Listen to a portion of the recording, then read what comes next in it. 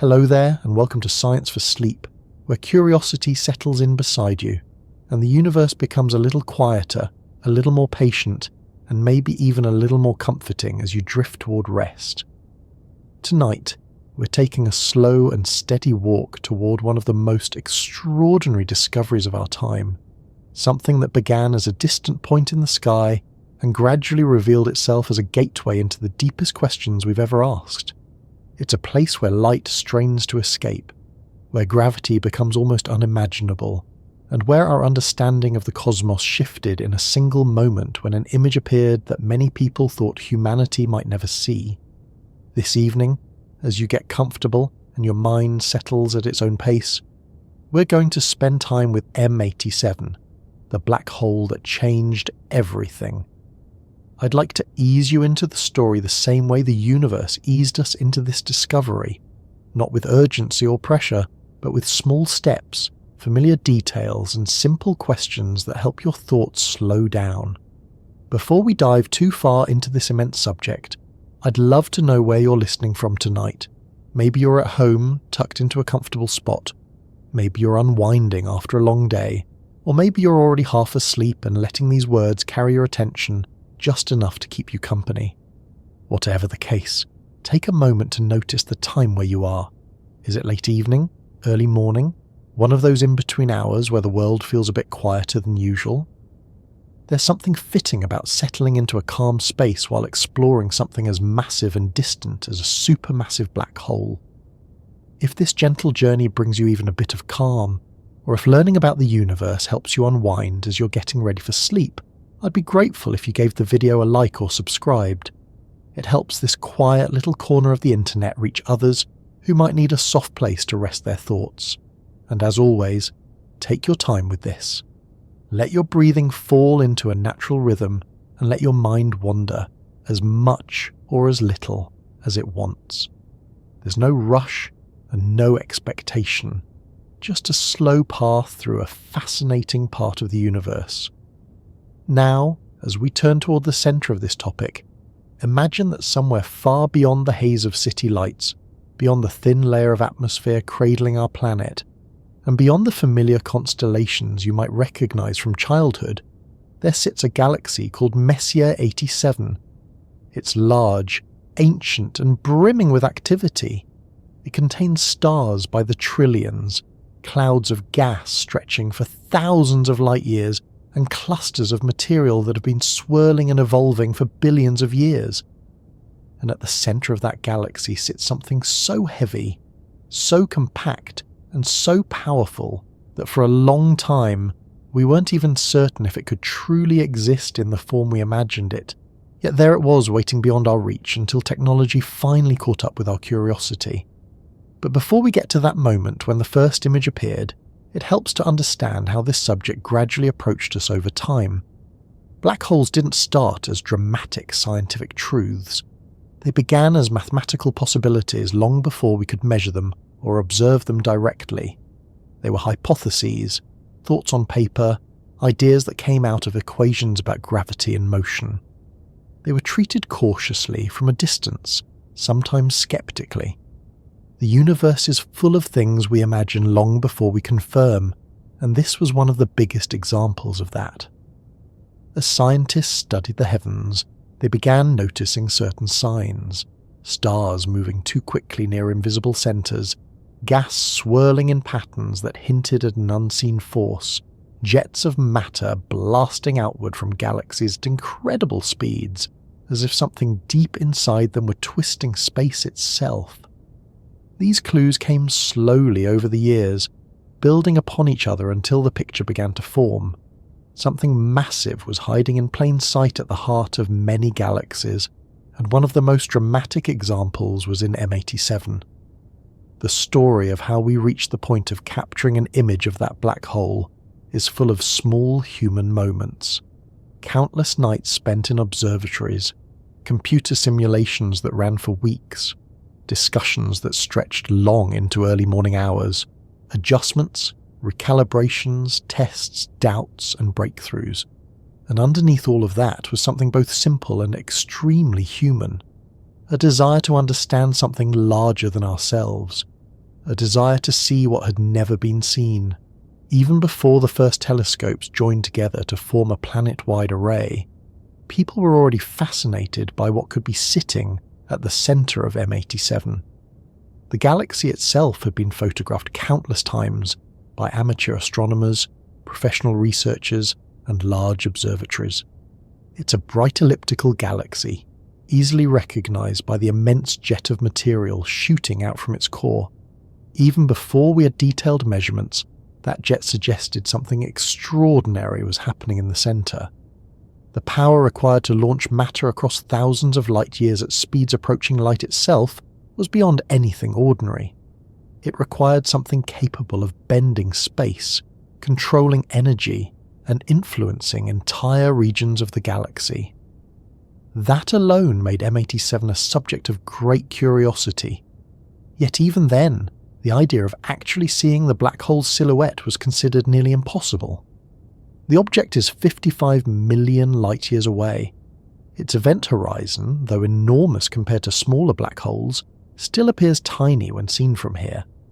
Trying to capture it with a single telescope would be like trying to photograph a grain of sand on a distant beach using a camera the size of your hand. It wasn't feasible with conventional methods, but science often finds ways to make the improbable possible. As we walk slowly into this story, it helps to take a moment to think about just how patient the universe has been with us. The light we eventually captured near the event horizon had been travelling across space for tens of millions of years. Long before humans existed, long before Earth had its current continents, long before early mammals took their first steps, that light left the region surrounding M87's black hole and made its slow journey through intergalactic space. By the time it reached us, our species had developed technology capable of recording it. The timing wasn't intentional, of course, but coincidences like this remind us how remarkable it is that we're able to observe anything at all given the scale of the cosmos. You might be wondering why this one black hole in particular became such an important target. After all, black holes exist throughout the universe. Our own Milky Way has one at its centre. The answer comes down to a combination of size, distance, and clarity. M87's black hole is massive, billions of times the mass of our Sun, which means its event horizon is large enough to resolve with a global telescope network. And unlike our own galaxy's centre, which is filled with dust and gas that obscure our view, M87's surroundings are comparatively cleaner, giving us a clearer path to its silhouette. It's as if the universe placed a spotlight on it, inviting us to take a closer look. This quiet journey we're taking isn't only about the black hole itself, it's also about the people who dedicated years to studying it, the gradual unfolding of ideas, and the way a single image changed the way millions of people think about the universe.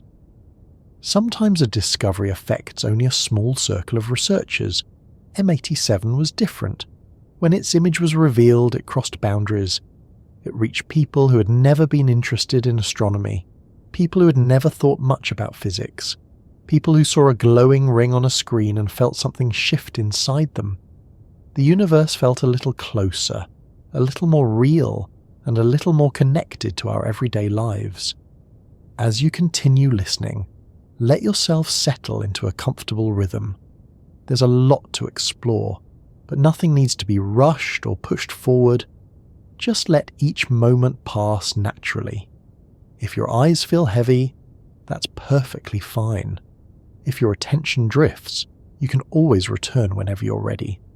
The story will keep going, moving steadily through the science and the history and the small details that build toward understanding. Right now, we've only taken the first steps. We've met M87 from a distance.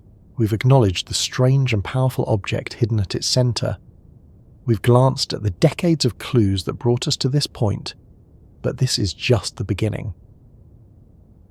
If you let your attention drift gently from the story of how we first approached this distant object, it's easy to picture the region of the sky where it lives.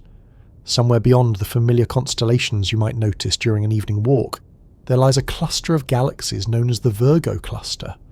It's one of the nearest large collections of galaxies to our own, a kind of cosmic neighbourhood where hundreds of galaxies gather, each one containing immense populations of stars. and nestled deep within that cluster sits a galaxy that stands out not because it is the brightest or the most colourful, but because of its size, its age, and the extraordinary activity happening at its core. That galaxy is M87. M87 is one of the giants among galaxies. It's not shaped like the graceful spirals you might see on posters or screensavers. Instead, it's a huge elliptical galaxy, round and smooth when viewed from a distance, without the swirling arms or patchy dust lanes that make spiral galaxies so visually intricate. This gives it a deceptively simple appearance. If you didn't know any better, you might think it's just a soft glowing sphere of stars. But the simplicity hides an enormous scale. M87 contains more stars than our Milky Way by a considerable amount. Trillions of stars packed into a space so vast that even a beam of light would need tens of thousands of years to cross it, and yet, from our perspective on Earth, it sits quietly in the background of the night sky, without a hint of how large it truly is. As you get more comfortable, you might picture how this galaxy has been forming and evolving over billions of years. Unlike some galaxies that move through space with elegant, well-defined shapes, M87 looks like the end result of countless mergers. Smaller galaxies collided with it long ago, their stars swallowed up and spread throughout its expanding form. Over time, these collisions created the round, featureless outline we see today. The galaxy didn't grow in a neat, organised pattern. It expanded through the steady accumulation of everything that drifted into its gravitational reach. Long before humans existed, long before Earth cooled enough to sustain life, M87 was already collecting the material that would make it the massive structure we observe now. If you imagine standing far outside the Virgo cluster, looking toward M87, you would see something that isn't immediately obvious from one image alone. This galaxy is bursting with activity. It emits light across nearly every wavelength scientists can measure. Radio waves, visible light, ultraviolet rays, X-rays, and more all reveal different parts of the galaxy's structure.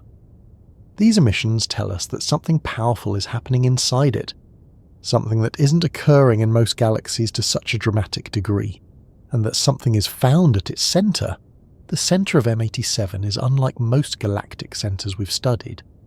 Many galaxies contain black holes in their cores, but the one in M87 is exceptional, both in size and in the amount of energy it produces indirectly through the matter swirling around it. If you let your mind settle on the idea of a black hole, you might picture something like a region of pure darkness. But around that dark region lies an enormous amount of gas and dust, heated to intense temperatures as it spirals inward. This material forms what scientists call an accretion flow, a swirling, glowing structure that emits vast amounts of radiation. In the case of M87, the accretion flow is so active that it affects the entire galaxy, influencing the way matter moves and how energy is distributed. One of the most striking features associated with this galaxy is the jet that shoots out from its centre. Even if you've never spent much time looking at astrophotography, you might have come across images of M87's jet. It's a long, narrow beam of particles moving at speeds that approach the speed of light. It extends tens of thousands of light years from the galaxy's centre, like a straight line carved across space. This jet is not produced by the black hole itself, but rather by the complex interactions of magnetic fields and matter near the event horizon. Energy builds up and escapes in a focused beam that travels far beyond the region where it formed. When astronomers first discovered it in the early 20th century, it was unlike anything they had seen in other galaxies. If you've ever looked at a photo of M87, you might notice how the jet appears almost delicate from afar, as if it's a thin thread of light stretching across the galaxy. But this is a thread of extraordinary force. The particles inside it move at nearly the fastest speed anything can travel. For them, distances measured in light years pass in what feels like almost no time. The jet carries enormous amounts of energy, shaping the environment around it and influencing how gas clouds behave in that part of the Virgo cluster. Through observations across multiple wavelengths, scientists have been able to track how the jet expands, how it bends slightly as it moves outward, and how it changes in brightness over time. These measurements help us understand not just M87, but black holes in general. As you continue listening, it's helpful to remember that when astronomers study a galaxy like M87, they aren't just looking at a picture, they're looking across time. The light reaching Earth today left the galaxy roughly 55 million years ago. Back then, the continents on our planet were shaped differently. Early mammals were beginning to diversify. The climate was changing in ways that would eventually allow new ecosystems to form. The light continued its journey with no awareness of what it would encounter upon arrival. It simply travelled until humans built instruments sensitive enough to detect it. So when we say M87 is the giant at the centre of Virgo, we're describing not only its mass and size, but its presence in the immense history of the cosmos. Observing this galaxy has required using many different tools. Ground-based telescopes, space-based observatories, and radio telescopes have all contributed pieces to the puzzle. Each tool reveals a different layer of the galaxy. The visible light shows its broad structure and the glow of its stars.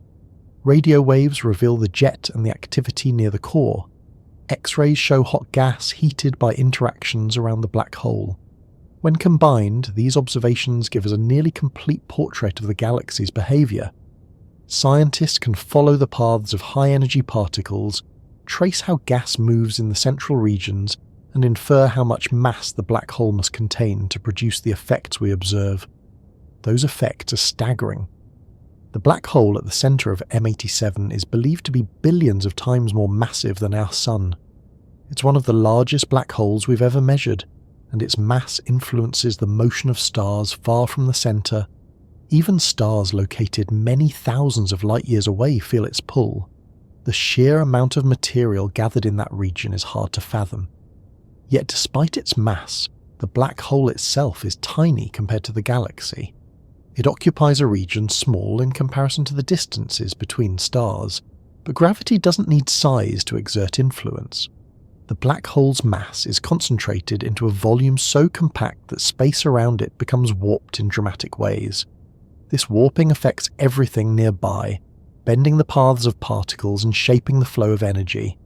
You might imagine the central region of M87 as a place where matter moves according to rules very different from those that govern everyday life. The gas near the black hole orbits at speeds that would tear apart most structures we're familiar with. Temperatures reach heights far beyond anything naturally occurring on Earth. Magnetic fields twist and snap in ways that release enormous amounts of energy. And all of it is driven by a black hole that cannot be seen directly. What we observe is the behaviour of everything around it, the way matter responds to the intense gravitational environment it creates. It took decades for astronomers to develop the techniques needed to study this region with precision. When you look at M87 through a small telescope, you won't see much more than a soft oval of light. Even larger telescopes show little detail in visible wavelengths. The central region is too distant and too small to resolve clearly. That's why scientists turn to radio wavelengths, which allow us to peer into the structures around the black hole with far greater resolution. Radio waves can penetrate dust and gas that block visible light. They can be combined from telescopes around the world to create an image with remarkable clarity. This was the key to revealing the shadow of M87's black hole. But reaching that point required building a global network and coordinating observations across continents. The story of M87 as a giant at the centre of Virgo is not only a tale of astronomy, but also a tale of patience. The galaxy has existed for billions of years. The light from its core has been travelling for millions of years. The observations needed to study it took decades to refine, and the discovery that would eventually change how we view black holes happened only because countless pieces of this long story aligned. M87 waited for us. It sat quietly in the background of the night sky until we developed the tools needed to look at it closely, and when we did, we found something that exceeded even our boldest expectations. As you settle deeper into this journey, you may notice that understanding this galaxy doesn't require rushing. Each detail builds upon the next in a steady way. There's no need to frame it as a dramatic mystery or a cosmic puzzle being solved in a moment of revelation. Instead, it's a gradual unfolding, much like the natural rhythm of night giving way to early dawn. M87 reveals itself piece by piece as we combine data from different wavelengths, compare theories to observations, and slowly refine our understanding. Even now, astronomers continue to study how the jet behaves. They track how bright it becomes, how its shape shifts, how the particles within it evolve. This long-term monitoring helps reveal the processes happening near the black hole. The more we observe, the more we learn about how galaxies like M87 function. Some of these discoveries confirm what we expected. Others challenge our assumptions and force us to re-examine old ideas. But every observation adds a bit more clarity, showing us how interconnected the galaxy's features truly are. The mass of M87, its structure, its jet, and its central black hole are all part of a larger story about how galaxies evolve. Some galaxies remain relatively calm over time. Others go through turbulent periods. M87 appears to have had a turbulent history, one shaped by mergers, gravitational interactions, and intense activity near its centre. Yet despite all of that, it has settled into a state where it appears stable on large scales, emitting light that helps astronomers trace its current state. When we look closely at the centre of M87, what we find is not just another black hole. It's something far more extreme, far more massive, and far more challenging to comprehend than the versions we used to picture in older science books or simple diagrams. For a long time, black holes were ideas more than realities. They appeared in equations and theorists wrote about them, but most of our early impressions came from imagination rather than observation. Small black holes formed from collapsing stars were the main kind people talked about, the kind that fit within a single thought or diagram without overwhelming the senses. But the object at the heart of M87 did not fit comfortably into those early imaginings. It was too big, too powerful, and too influential on its surroundings to be described by those simple pictures. The black hole in M87 is classified as a supermassive black hole, and that term isn't an exaggeration. It contains billions of times the mass of our Sun. Try, for a moment, to imagine something that massive all gathered into a region much smaller than the orbit of our solar system. The gravity is so intense that even the fastest particles cannot escape once they cross a certain boundary. And yet, we don't actually see the black hole itself. We see the effects it has on everything around it. This is what makes it so different from what early scientists visualized. Those early ideas imagined black holes as simple, isolated structures, but this one is part of a vast system. It draws in matter, heats it, compresses it, and accelerates it until it emits energy across the entire electromagnetic spectrum. The region near the black hole is not silent or static. It is filled with motion and heat. Gas doesn't fall straight in. Instead, it spirals around the black hole, forming a structure that moves at incredible speeds. The gas heats up to temperatures so high they exceed anything created naturally on Earth. The matter brightens in radio waves and other wavelengths, creating the glow that allowed us to form the first direct image of a black hole's shadow. Without that glowing material, we wouldn't have seen anything. The black hole would remain invisible, hidden from view no matter how powerful our instruments were. What makes this black hole unlike anything previously imagined is not only its mass, but the complexity of the environment around it. To understand why, consider how it interacts with magnetic fields. As matter orbits the black hole, it drags magnetic fields into tight tangled loops. These fields twist, stretch, and realign in ways that release enormous amounts of energy. The interactions are so powerful that they help launch the jet that shoots outward from the galaxy's core. Scientists used to think black holes simply swallowed matter and didn't do much else. but M87 shows that they can influence entire galaxies through these interactions. This swirling, energetic environment is sometimes described with numbers that don't quite register at first.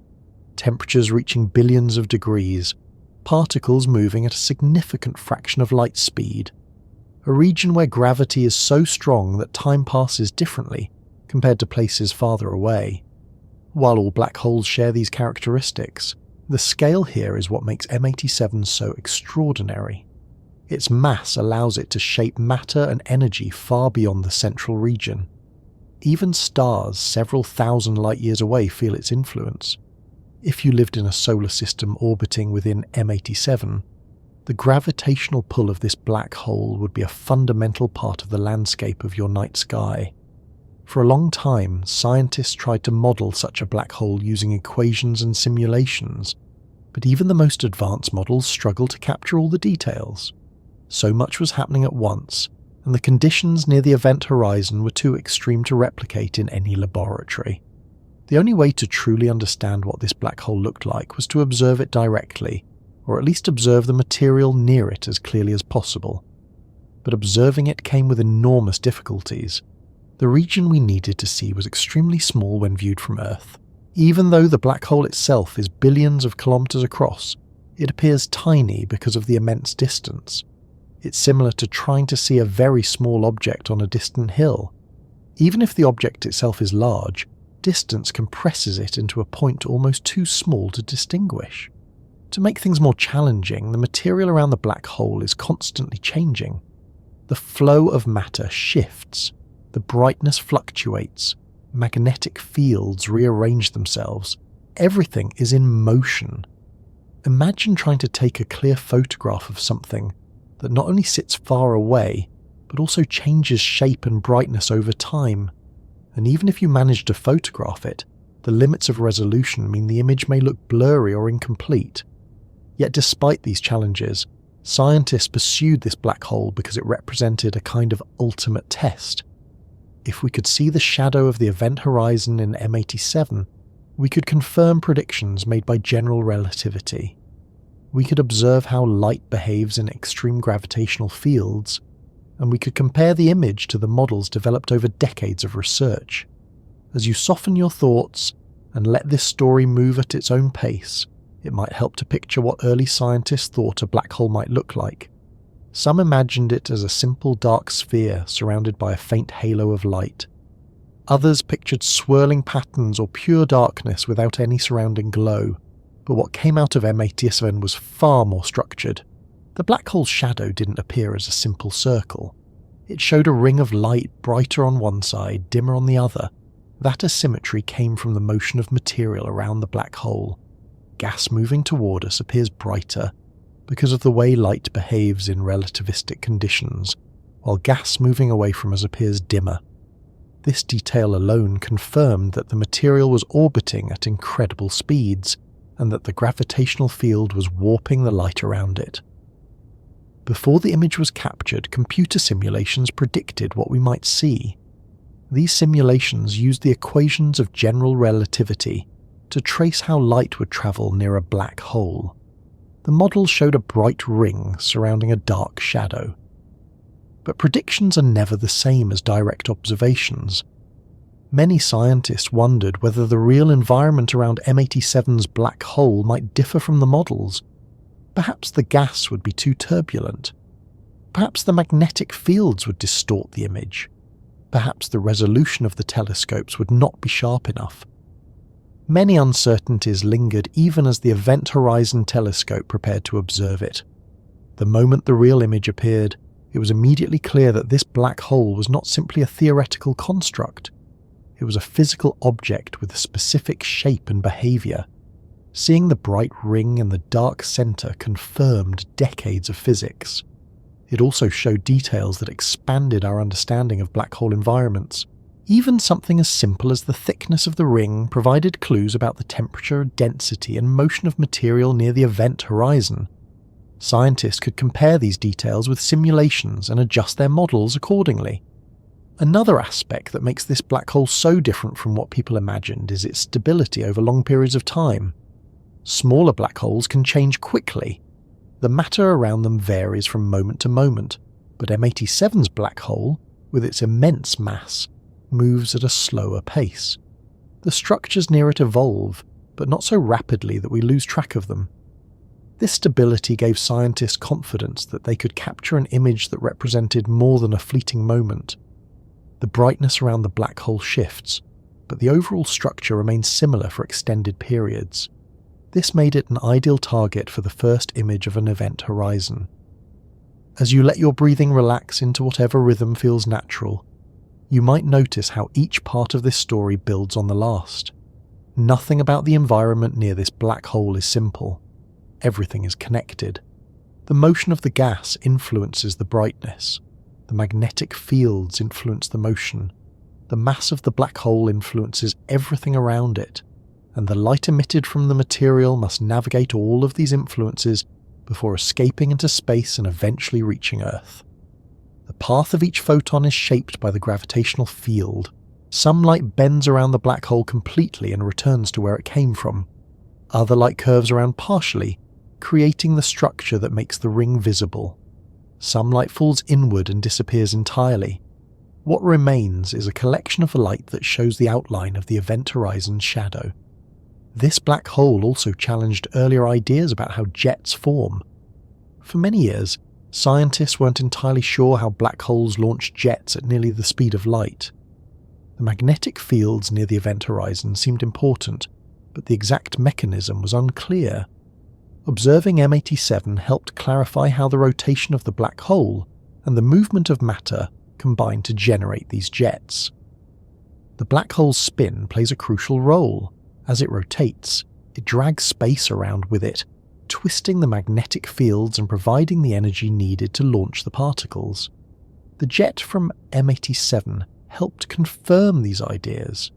Its structure, brightness, and behavior told scientists that magnetic fields were being tightly wound and accelerated by the environment near the black hole. Another feature that sets M87's black hole apart is its ability to influence its entire galaxy. In many galaxies, the central black hole is relatively quiet. It consumes matter slowly and doesn't produce large jets. But in M87, the black hole consumes matter at a rate that allows it to emit enormous amounts of energy indirectly. The jet delivers this energy to regions far outside the core, affecting how gas cools, how stars form, and how matter distributes itself across the galaxy. The black hole is not just a passive feature, it is an active participant in the galaxy's structure and evolution. Its presence shapes the environment in ways that scientists are still measuring and refining. Even now, after the first image of M87's black hole has been studied and analysed extensively, it continues to challenge our expectations. New data helps refine the details of the ring's brightness, thickness, and shape. These refinements help astronomers test general relativity in ways that were impossible before. Each small measurement helps us understand how matter behaves under the most extreme gravitational conditions in the universe. And these conditions cannot be recreated anywhere else. They exist only around black holes like this one. As you drift comfortably through this story, you may notice that the black hole doesn't feel like an isolated object anymore. It is part of a much larger system. The galaxy revolves around it. The jet extends from it. The gas flows into it and heats up near it. The magnetic fields twist because of it. And the light we capture from its surroundings tells a story that spans millions of years. It becomes clear that this black hole is not only unlike anything early scientists imagined, but also unlike anything that appears in simple explanations or diagrams. It is larger, more active, and more deeply connected to its galaxy than most people would expect. All of these qualities made it the perfect subject for an ambitious project like the Event Horizon Telescope. The idea of imaging a black hole's shadow had been discussed for decades. Many believed it would remain out of reach, but M87 provided an opportunity that was too extraordinary to ignore. Its size, brightness, and activity created the conditions needed to form a clear image. When the telescopes around the world synchronized and gathered data, they weren't just observing a distant object. They were observing a black hole that had the potential to confirm or challenge some of the most important theories in physics. Long before the image of M87's black hole appeared on screens around the world, long before telescopes were linked across continents, and long before computers could process mountains of data, there were hints scattered throughout the history of astronomy, small signals, unusual behaviours, unexplained motions that whispered of something massive hiding in the shadows of the universe. These clues didn't point to a clear picture at first. They didn't neatly tie together into a single explanation. Instead, they were fragments of information collected across decades, gradually forming a trail that scientists would follow with growing curiosity. As you let yourself settle into this part of the story, imagine the early days of astronomy, when scientists first began to measure the movements of stars with precision. They didn't have sophisticated instruments. They didn't have satellites orbiting Earth, or computers capable of running complex simulations. They had telescopes that were modest by today's standards, and their measurements were often recorded by hand. Yet even then, certain observations stood out. Stars near the centres of some galaxies moved too quickly. Gas clouds swirled with more force than expected. Something invisible seemed to be pulling on them, bending their paths and accelerating their motions. These hints weren't immediately connected to black holes. At the time, black holes were still theoretical concepts, mathematical solutions to equations written down by physicists trying to understand gravity. When researchers first encountered the idea that gravity could become so strong that nothing, not even light, could escape, the concept seemed extreme. Many scientists thought black holes were curiosities of theory rather than objects that could actually exist. So when astronomers saw stars moving in ways that didn't match ordinary explanations, they didn't jump to conclusions. Instead, they recorded the data, compared it to other systems, and tried to rule out more familiar causes. As the years went by, more of these unusual movements were detected. In different galaxies, stars near the centre behaved unpredictably, moving much faster than expected based on the mass that could be seen. The gravitational pull in those regions was too strong to be accounted for by visible stars alone. There had to be something there, something large, something compact, something that didn't emit light, but exerted enormous influence. These early clues formed the foundation for what would eventually become a strong case for supermassive black holes. But no single clue was enough on its own. Each observation had to be combined with many others to build a picture that made sense. The process resembled assembling a puzzle without knowing exactly what the finished image would look like. And for decades that puzzle remained incomplete. As radios and electronics advanced, astronomers discovered a new way to study the universe: radio astronomy. Suddenly the sky revealed features invisible in ordinary telescopes. Radio waves, unlike visible light, pass through gas clouds and dust that block other wavelengths. When scientists pointed radio telescopes toward the Virgo cluster, they detected a strong radio source coming from the direction of M87. This radio emission was much stronger than what would normally be expected from a galaxy's stars.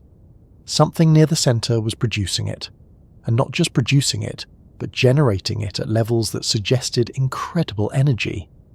This was one of the most important hints. A quiet galaxy doesn't emit strong radio waves, but M87 did, and the signal pointed directly toward its core.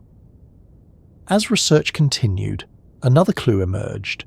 Researchers discovered a jet of material extending outward from the centre of M87.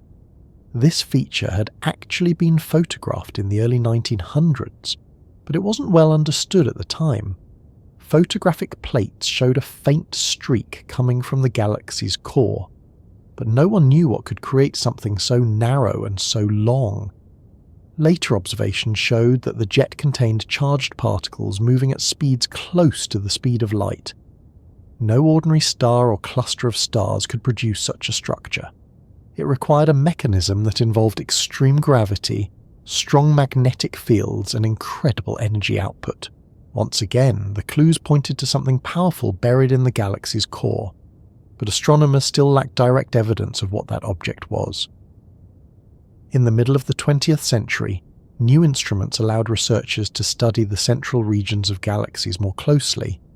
Spectroscopic measurements revealed that gas near the center of M87 moved at astonishing speeds. These weren't gentle rotational motions. These were high-velocity flows accelerated by gravity far stronger than any normal object could produce. If the central region had contained a dense cluster of stars, those stars would have heated up, collided, or blown apart. They wouldn't have remained stable. The only explanation that fit the data was a massive object so compact that its gravitational pull dominated everything nearby. This idea grew stronger over the decades as more galaxies were studied. M87 became one of the best examples because the signatures were so clear and so extreme. It was becoming increasingly likely that a supermassive black hole was responsible, but proving it required techniques far beyond what existed at the time. Years passed, and each generation of astronomers added something new to the investigation. They refined their measurements, they improved their instruments, they developed theories to explain the behavior of matter under extreme gravity. They observed M87 with telescopes that could detect X-rays, ultraviolet light and infrared radiation. Each wavelength revealed something different. X-rays showed that hot gas near the core was energized by enormous forces. Infrared observations showed structural details hidden behind dust. Ultraviolet measurements revealed the presence of energetic processes that could not be produced by ordinary stars. Taken together, these observations formed a compelling argument, though not yet a definitive one. The center of M87 was not a calm place. It was a region dominated by intense gravitational forces, rapid motion, and enormous energy release. Nothing known could produce such effects except a supermassive black hole. But seeing the black hole's event horizon, the boundary beyond which nothing escapes, remained out of reach. While these clues were being gathered, theorists continued to refine their work. They calculated how light should bend near a black hole.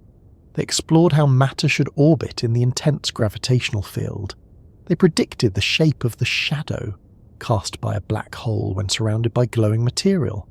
Predictions grew more precise as computers advanced. By the 1990s, simulations showed that a black hole surrounded by an accretion flow should produce a bright ring with a dark center. The ring's shape depended on the mass, spin, and viewing angle of the black hole. If astronomers could observe that ring, they could measure these properties. The idea that we might one day see such a ring seemed ambitious, but the clues kept encouraging the effort. The fast-moving gas, the strong radio emissions, the powerful jet, and the behavior of light all pointed toward the same explanation. M87 was not an ordinary galaxy. Its core held an object unlike anything directly observed before. The next clue came not from a new observation, but from a new idea. Using multiple radio telescopes spread across the Earth to act as a single massive instrument. This technique, called very long baseline interferometry, had been used before, but never on the scale required to observe a black hole's shadow. Scientists realized that if radio telescopes in different continents could function together with perfect timing, they could produce images with resolution sharp enough to detect structures near the event horizon of a supermassive black hole. The concept opened the door to possibilities that earlier astronomers could only imagine. It meant that the hints collected over the last century, the quick-moving stars, the intense radio source, the enormous jet, the behavior of gas, could finally be tested directly. The scattered pieces of the puzzle could come together. Even with this new method, the task remained incredibly difficult. The signals were faint, the region to be imaged was tiny, and the data would need to be processed in ways that required careful calibration. But the clues were too compelling to ignore. M87 had become one of the strongest candidates for a black hole that could be imaged directly. The hints left behind by decades of observations all pointed toward the same conclusion. If any black hole could be captured visually, this was the one. As you continue to relax into this story, It might help to appreciate just how gradual scientific understanding can be.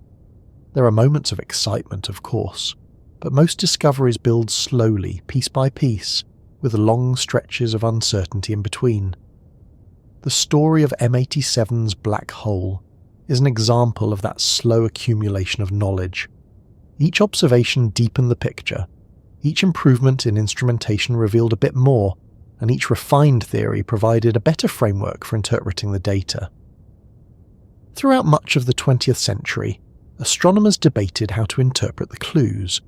Some argued that the data could be explained by dense clusters of stars rather than a black hole.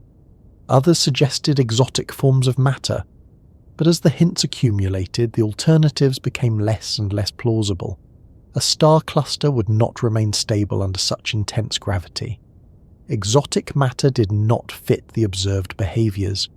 The black hole explanation withstood every new test. More evidence arrived in the form of high-resolution radio images from earlier arrays. These images showed the base of the jet in finer detail. They revealed that the jet originated extremely close to the central region. The size of the launch point matched what would be expected from a supermassive black hole, and the brightness of the radio emission fit models of an accretion flow spiralling inward. All these clues gradually formed a coherent picture. M87 was home to a black hole so massive that it redefined what scientists thought such objects could do. It wasn't simply a gravitational trap. It was a central engine shaping an entire galaxy. With each passing decade, the evidence grew stronger, and while the world didn't yet have a direct visual representation of the event horizon, the case for its existence had become one of the most robust in astronomy. The last piece that scientists still wanted, a direct image, remained out of reach. But that final step was beginning to look possible.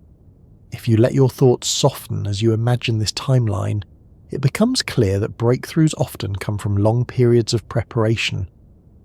A century of clues led to the moment when telescopes around the world connected to form something new. The observations that followed would rely on every hint collected over those 100 years. Without those earlier discoveries, scientists wouldn't have known where to look, what to measure, or what signs to expect. As the clues surrounding M87 accumulated and theories grew more precise, the scientific community began to face a question that didn't have an easy answer. If black holes truly shaped galaxies, if they influenced the flow of matter, and if they bent light in ways predicted by general relativity, then could we ever actually see the region near an event horizon? The idea of imaging a black hole had hovered in the background of astronomical research for decades. It wasn't dismissed as impossible, but it lived in that space between what scientists hoped might be achievable someday and what technology seemed capable of supporting. Yet slowly, almost quietly, the conversation began to shift. What once seemed beyond reach started to look like a challenge rather than a dream. And challenges, in the world of astronomy, often turn into projects that take shape over years of planning. The idea that eventually became the Event Horizon Telescope did not start with a single meeting or a single proposal. It began with the realization that no existing telescope, no matter how large, could resolve something as small as the shadow of a black hole at the distance of M87.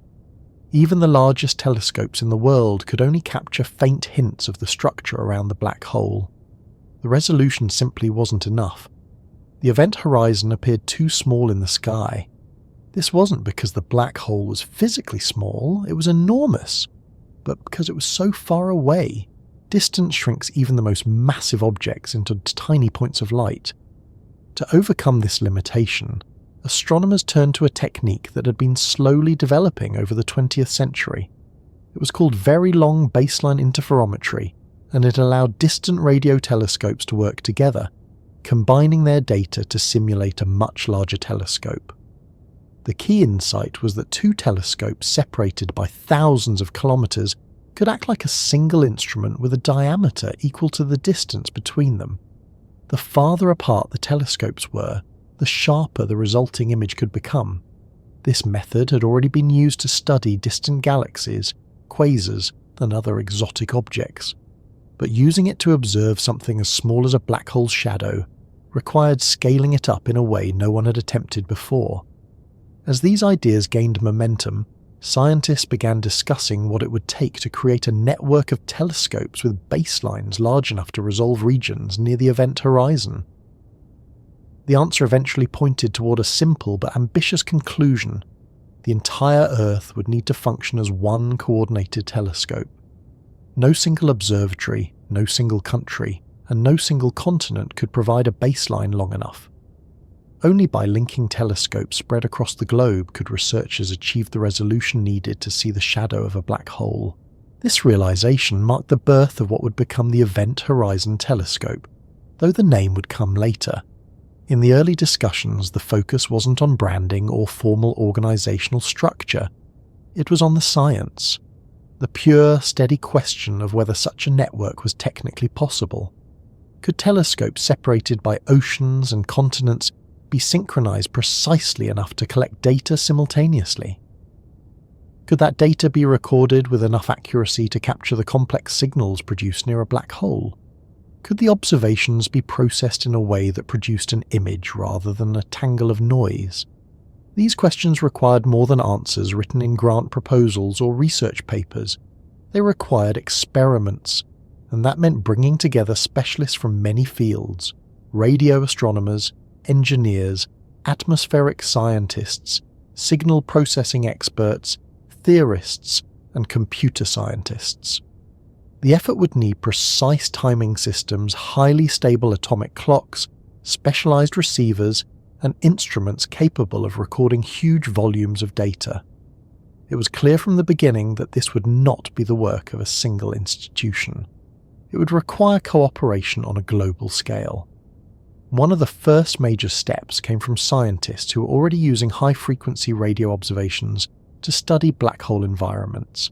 They understood that the wavelengths needed to observe regions near the event horizon were much shorter than what most radio telescopes typically used. Shorter wavelengths provide higher resolution, but they're more difficult to work with. They're easily disturbed by atmospheric conditions, they require very stable equipment, and they demand precise synchronization between telescopes. But if scientists could overcome these difficulties, they could capture details that were otherwise impossible to detect. Gradually, sites around the world began upgrading their equipment. Observatories in the United States, Europe, South America, and Antarctica installed receivers capable of collecting data at extremely high frequencies. They added systems that could store this data at immense speeds. They synchronized their clocks using hydrogen masers, which keep time so accurately that they drift only a few nanoseconds over many days. Each improvement moved the global network closer to becoming a single enormous telescope. As you let your thoughts stay soft and unhurried, imagine what this meant on a practical level. Telescopes that had spent decades working on unrelated projects suddenly became part of a coordinated system. Researchers who had been focused on local observations began participating in discussions about global synchronization. Engineers traveled between sites to help install new hardware. Graduate students ran simulations and tests. Meetings stretched into long nights as teams reviewed data, compared ideas, and planned the next steps. Every part of the project required cooperation, aligning observing schedules, sharing techniques, adjusting instruments, and ensuring that all participating telescopes could gather data at the same frequencies and at the same time.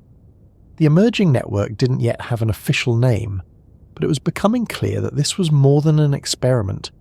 It was an international observatory built not from a single site, but from the combined power of telescopes across the world.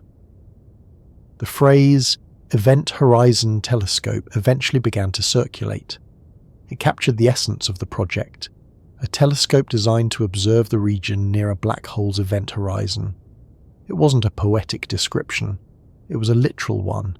The telescope existed to do exactly that. As the infrastructure formed, scientists began selecting targets that could be observed with this method. The two strongest candidates were the black hole at the centre of our galaxy and the black hole in M87. One was closer, smaller, and obscured by dust. The other was farther away, larger, and clearer. Each had advantages, each had challenges. But M87, with its massive size and bright emission at radio wavelengths, became the object that held the most promise for producing a clear image. The process of building the Event Horizon Telescope didn't happen in a straight line. Some years brought fast progress, others brought setbacks. Weather conditions interfered with tests, hardware failed, funding wavered, computers struggled to handle the enormous data loads, but every challenge was met with solutions. Teams refined their methods, they upgraded their systems, they shared data across continents, and slowly, the dream of taking a picture of a black hole began to look like something real. One of the most important components of the project was the ability to store the data collected during observations. Each telescope generated astonishing amounts of information, too much to transmit over the internet. Instead, the data had to be recorded on specialized hard drives and physically transported to central processing centers. This meant that technicians in remote locations, including the South Pole, carefully packed up crates of drives filled with recorded observations and prepared them for shipment. In some cases, the drives had to wait months for transport because weather conditions made travel impossible. The data sat in frozen isolation, preserved until the time came to transport it to the processing facilities. The processing itself required enormous computational power. Once the drives arrived at the correlator centers, one in the United States and one in Germany, teams of researchers worked to align the datasets from each telescope. This was a delicate process. The signals recorded by each observatory had to be matched with nanosecond precision. Even the slightest timing error could distort the final image. The Earth's rotation during the observations had to be accounted for. Variations in atmospheric conditions at each site had to be corrected. The position of each telescope relative to the black hole had to be factored into the calculations. All these details mattered because the image would be constructed not by capturing a picture in the usual sense, but by combining signals collected from telescopes separated by thousands of kilometers. The method required breaking down the radio waves into their frequency components, aligning them, and reconstructing the brightness distribution of the source. It resembled assembling a mosaic with pieces scattered across the world. But the mosaic was made of data rather than tiles, and the image would only appear after millions of calculations had been completed.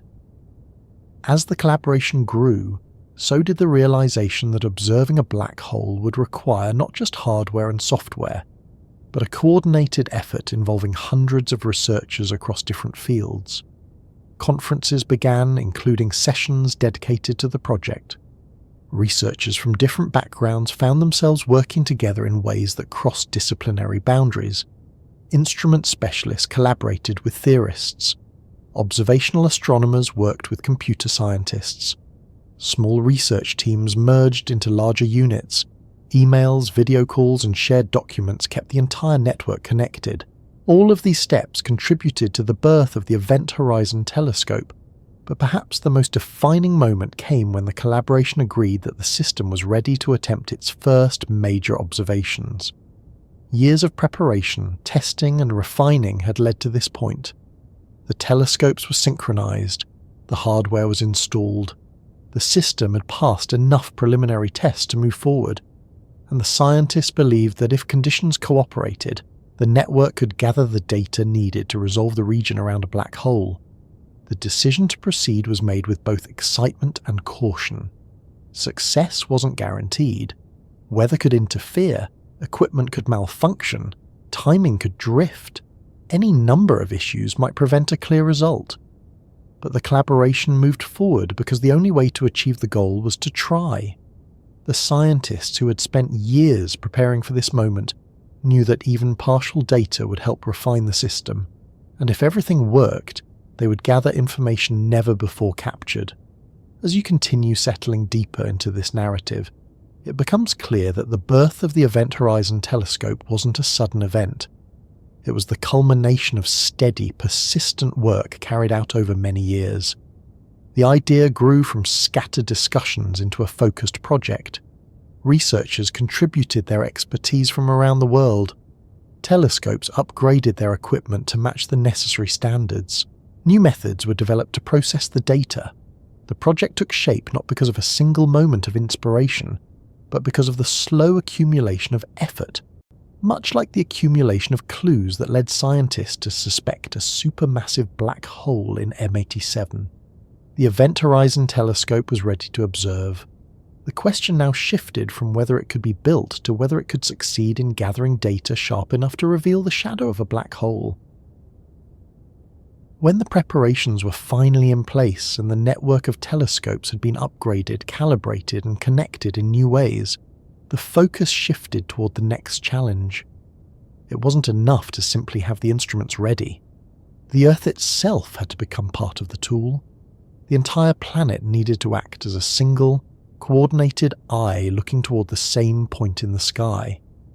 And doing that required timing so precise and cooperation so extensive that nothing quite like it had ever been attempted before on this scale. Yet this was the only way to see something as small as the shadow of a black hole 55 million light-years away. The first step toward turning Earth into a planet-spanning telescope involved understanding exactly what the telescope needed to do. The Event Horizon Telescope would observe at wavelengths that are particularly sensitive to atmospheric conditions.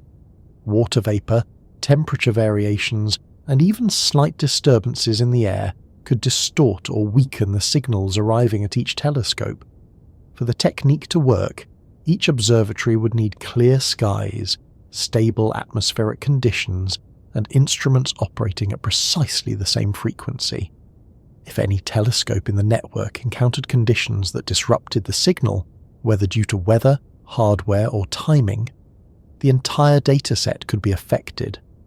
This requirement meant that scheduling observations wasn't as simple as choosing a date. The collaboration had to monitor weather forecasts, atmospheric models, and sky conditions at each site around the world. Only when many factors aligned could the team move forward.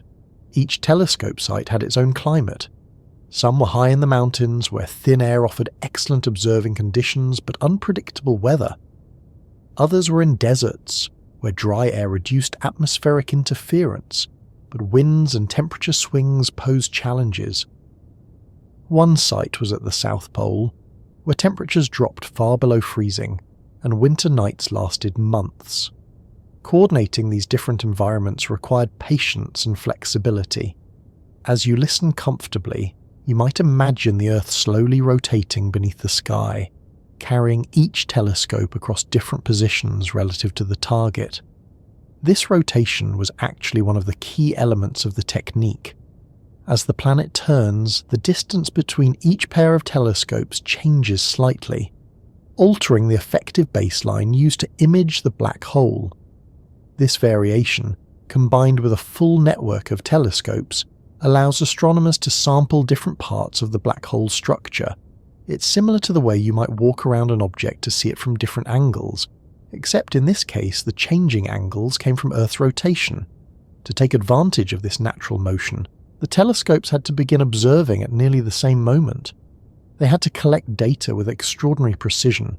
They had to track the black hole as it moved across their respective skies, adjusting their instruments as needed, and they had to store the data in a way that preserved every detail, even when the signals were incredibly faint. This is where the atomic clocks came in.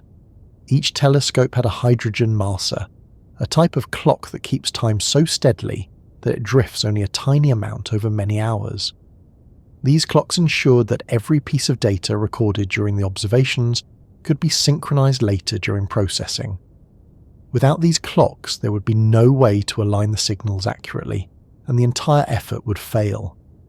The clocks didn't just keep time, they held the entire system together.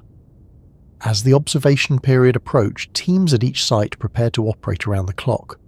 Many of the telescopes needed special attention during the observations. Some were located at high altitudes where technicians had to contend with thin air and rapid temperature changes. Others were in remote locations far from major cities, making communication and coordination more challenging. But each site was staffed with people who had trained for years to ensure that the instruments worked flawlessly. They monitored weather patterns, tuned equipment, checked timing signals, and made sure everything was ready. When the observation window finally opened, the telescopes aimed themselves toward M87. Some sites were just beginning their nighttime hours. Others were in the middle of the day, using radio wavelengths that were unaffected by sunlight. Each location followed a schedule that kept the telescopes tracking the black hole for as long as it remained above the horizon. As the Earth turned, a new pair of telescopes would become visible to each other, forming a new baseline. The global network worked together, telescope by telescope, hour by hour, gathering data in a steady, synchronized movement. During this time, the telescopes recorded enormous amounts of information. Instead of sending the data through internet connections, which would not support the necessary speeds, they stored the signals on specialized drives. These drives wrote data so quickly that only a small handful of systems in the world could handle it. As each telescope collected data, its drives filled with information about the radio waves coming from the region around the black hole. The signals were faint, buried under noise, but the timing and synchronization ensured that the patterns could be reconstructed later. While the telescopes observed, teams monitored the systems continuously. They checked the frequency stability. They confirmed the health of the receivers. They ensured that the clocks continued operating as expected. They adjusted for minor variations in weather. They communicated with other sites to coordinate the overall observation.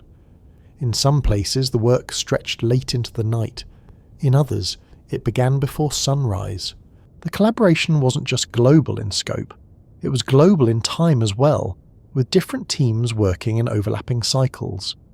As you relax into this narrative, you might imagine what it felt like at the moment when all the telescopes were observing together. This wasn't just a series of machines pointed at the sky. It was a coordinated effort involving hundreds of people across many countries. The process didn't happen instantly. It unfolded over many hours, but there was a sense of shared purpose that connected everyone involved. They knew that if all went well, the data they collected could change our understanding of black holes. They also knew that if something went wrong, a cloud bank forming unexpectedly over one site, a timing issue in a receiver, a hardware malfunction, another year or more of preparation might be needed. The observation period was intense because so much depended on small details. Each telescope has its own characteristics, its own environmental conditions and its own challenges. But the collaboration had spent years preparing for this moment, and each team understood its role. When the observing sessions ended, the drives were carefully removed, labelled and stored for transport. The data would need to be shipped physically to the correlator centres, where computers would combine the signals. This part of the process took time. The drives from locations like the South Pole couldn't leave until the weather allowed flights to resume, which meant the data remained in isolation for months before travelling to the processing centre. Once the drives began arriving at the correlators, the next stage of the project began. This stage required even more patience. The data from each telescope had to be lined up precisely. Tiny timing differences had to be corrected. Atmospheric distortions had to be accounted for. The Earth's rotation had to be factored into the calculations. The processing required not only massive computational power, but teams of experts who understood how to align and interpret the signals. During this time, the world outside the collaboration waited quietly, unaware of how much work was happening in the background. The scientists involved often worked in quiet offices, computing labs, or conference rooms. They reviewed logs from each telescope. They checked for irregularities in the data. They compared different processing methods. They tested various imaging algorithms. It was slow, careful work, but each step brought them closer to seeing what the Earth-sized telescope had captured. As you stay with the story, you may notice that this part of the journey mirrors earlier parts in its patience. The event horizon wasn't revealed in a single moment. The observation wasn't a quick snapshot. Everything had to be assembled slowly, methodically. The Earth had played its role not just as a home for the telescopes, but as a moving part of the instrument. Its rotation created different baselines, Its geography spread the telescopes across the globe, its varied climates introduced challenges and opportunities, and its scientists and engineers transformed it into a tool capable of resolving a structure smaller than the orbit of Mercury, sitting tens of millions of light years away. This transformation didn't happen because of one breakthrough. It happened because countless decisions, small adjustments, and coordinated efforts aligned in just the right way. The Event Horizon Telescope became a planet-sized eye, not through a single innovation, but through a network of people and instruments working in harmony. It demonstrated what can happen when technology and collaboration come together over long periods of time.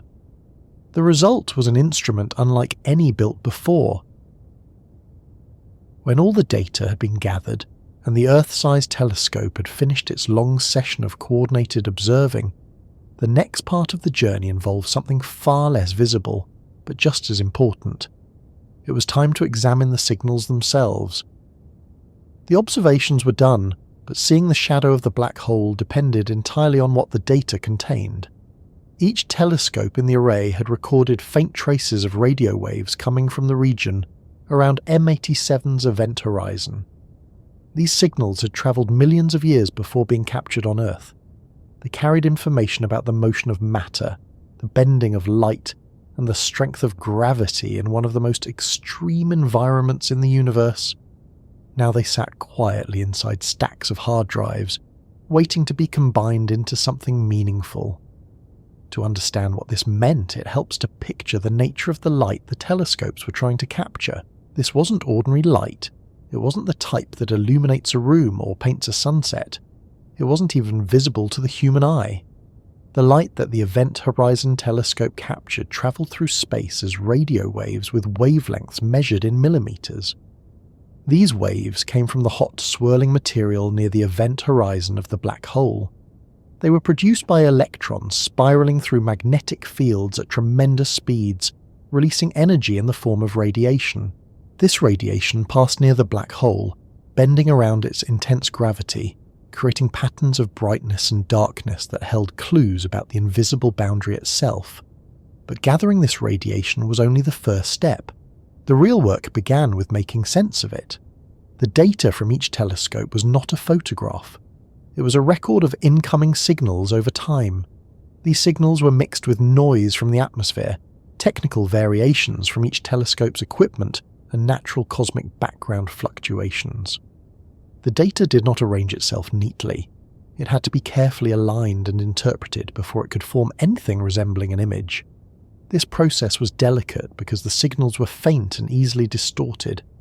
Even a small timing discrepancy between telescopes could blur the final image. That's why the atomic clocks at each site were so important. They provided the exact timestamps needed to align the data precisely. When researchers began processing the observations, they compared the signals from each telescope, searching for matching patterns. When two telescopes observed the same structure at the same moment, the signals exhibited correlations that could be detected during processing. These correlations formed the foundation of the image reconstruction. As you settle into this part of the story, imagine the effort needed to sift through these massive data sets. The correlator computers that handle the data had to consider how each pair of telescopes observed the target. Every pair formed what scientists call a baseline. Each baseline provided a different piece of information about the structure near the black hole.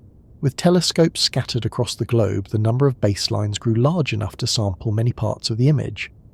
But even with this coverage, gaps remained. The Earth does not have telescopes everywhere.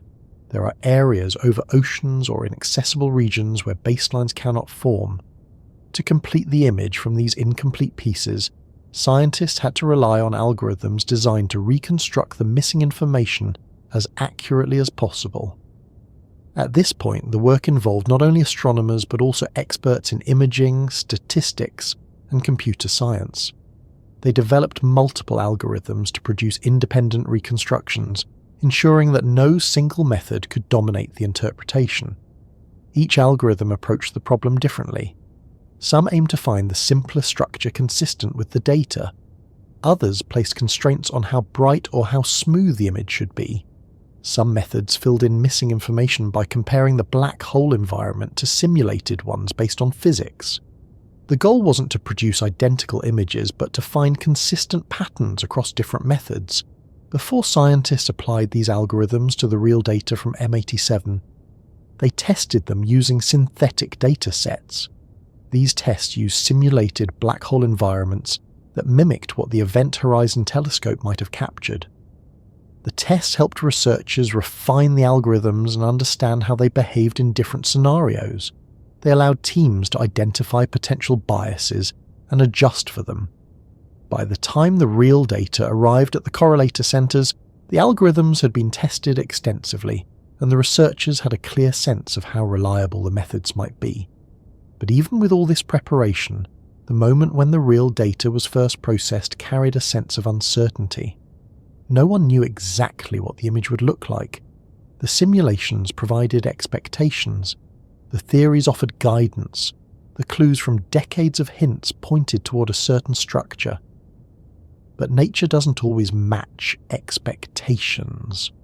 The raw data held the truth, and the processing teams would uncover it only through careful, quiet work.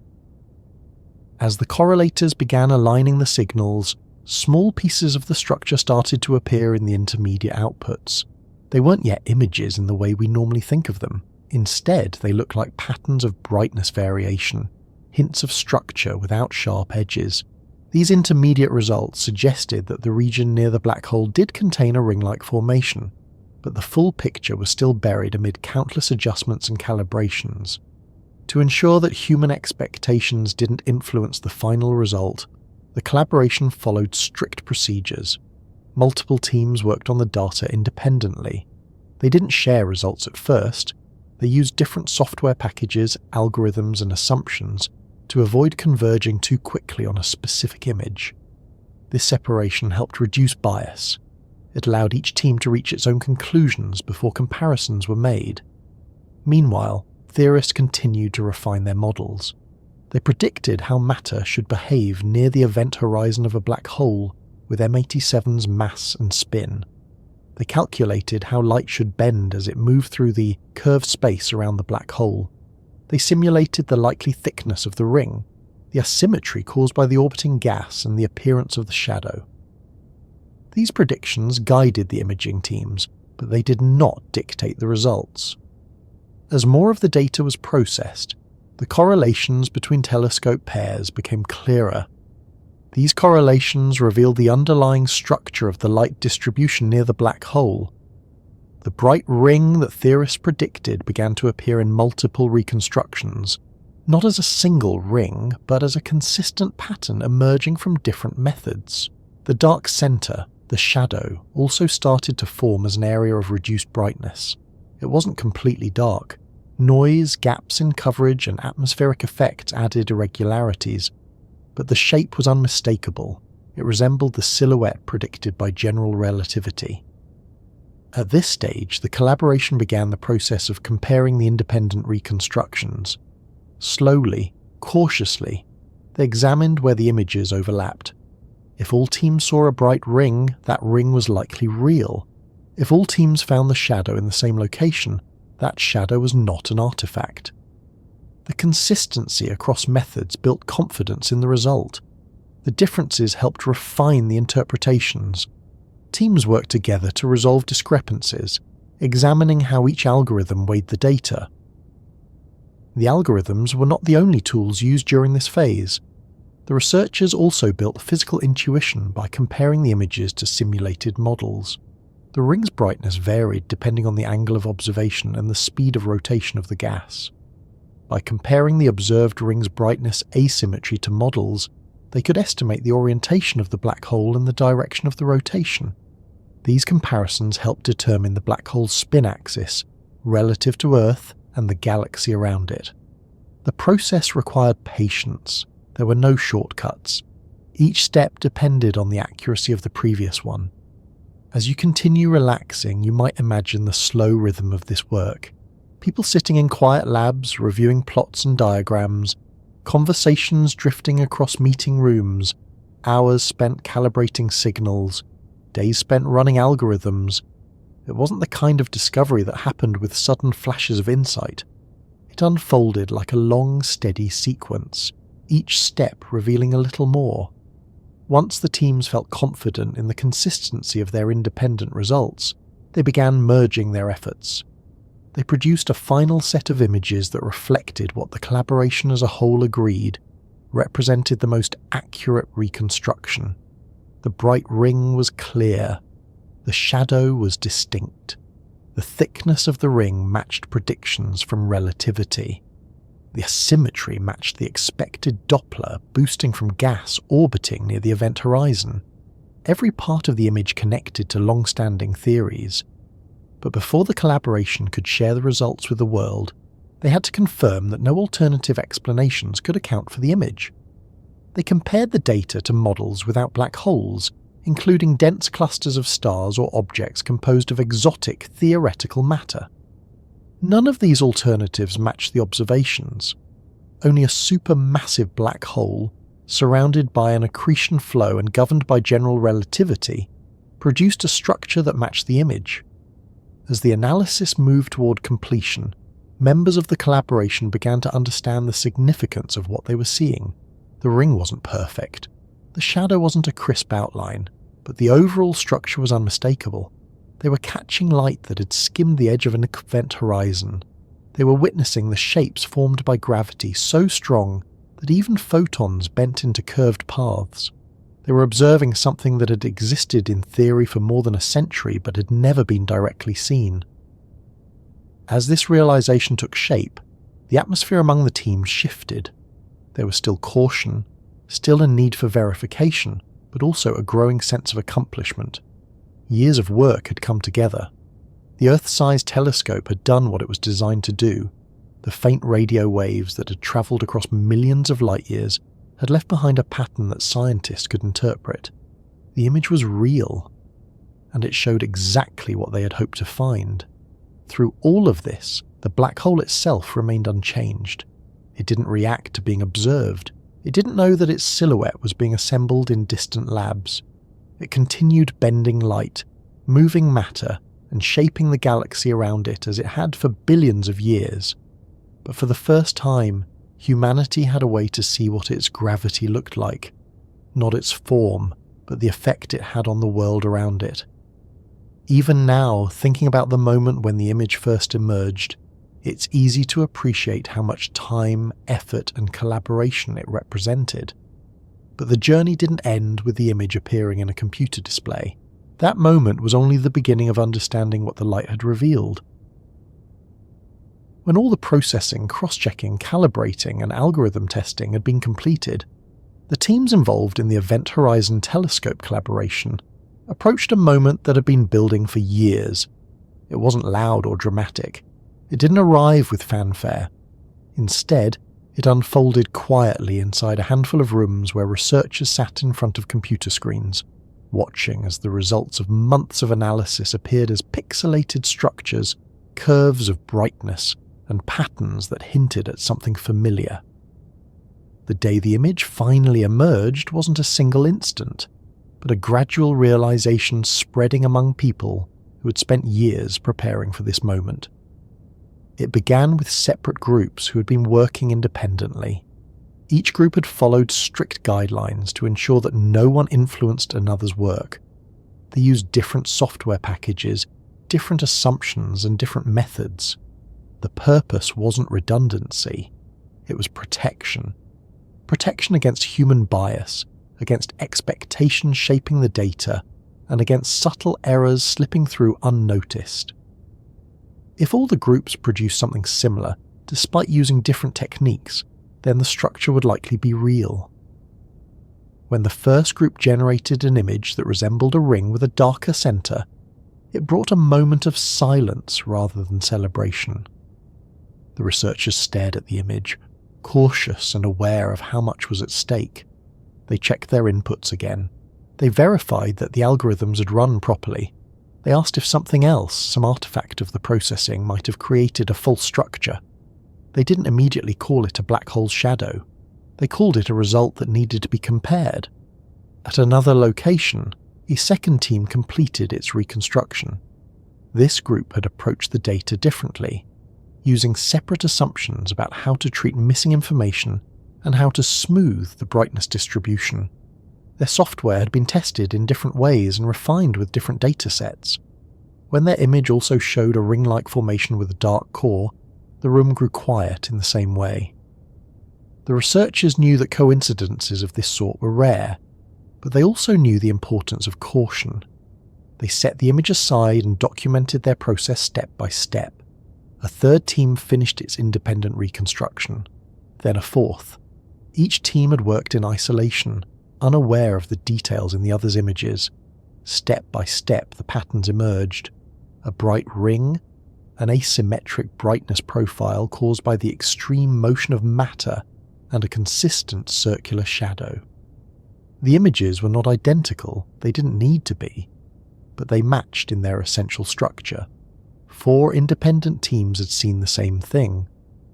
As you relax into the rhythm of this part of the story, you might imagine how the news moved through the collaboration, not in excited shouts or sweeping announcements, but in small, careful conversations. People met quietly in offices or connected through calls, sharing what their teams had found. They compared the ring structures, the thicknesses, the brightness variations, the positions of the shadow. They reviewed the ways each algorithm handled noise and missing information. When they laid the independent images side by side, the similarities became impossible to ignore. But even then, the researchers didn't hurry. They performed cross-checks. They tested the images against additional synthetic datasets. They ran alternative imaging methods that were not part of the main lineup of algorithms.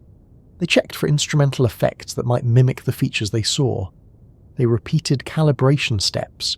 They examined the correlations in the data, looking for patterns that might confirm the ring's shape. This wasn't doubt, it was responsibility. The image they were seeing had implications for physics, astronomy, and our understanding of gravity itself.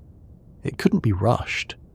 Only after these methods converged, after the teams verified their consistency, after nights spent refining the results and days spent comparing them, did the collaboration gather to review the images as a group.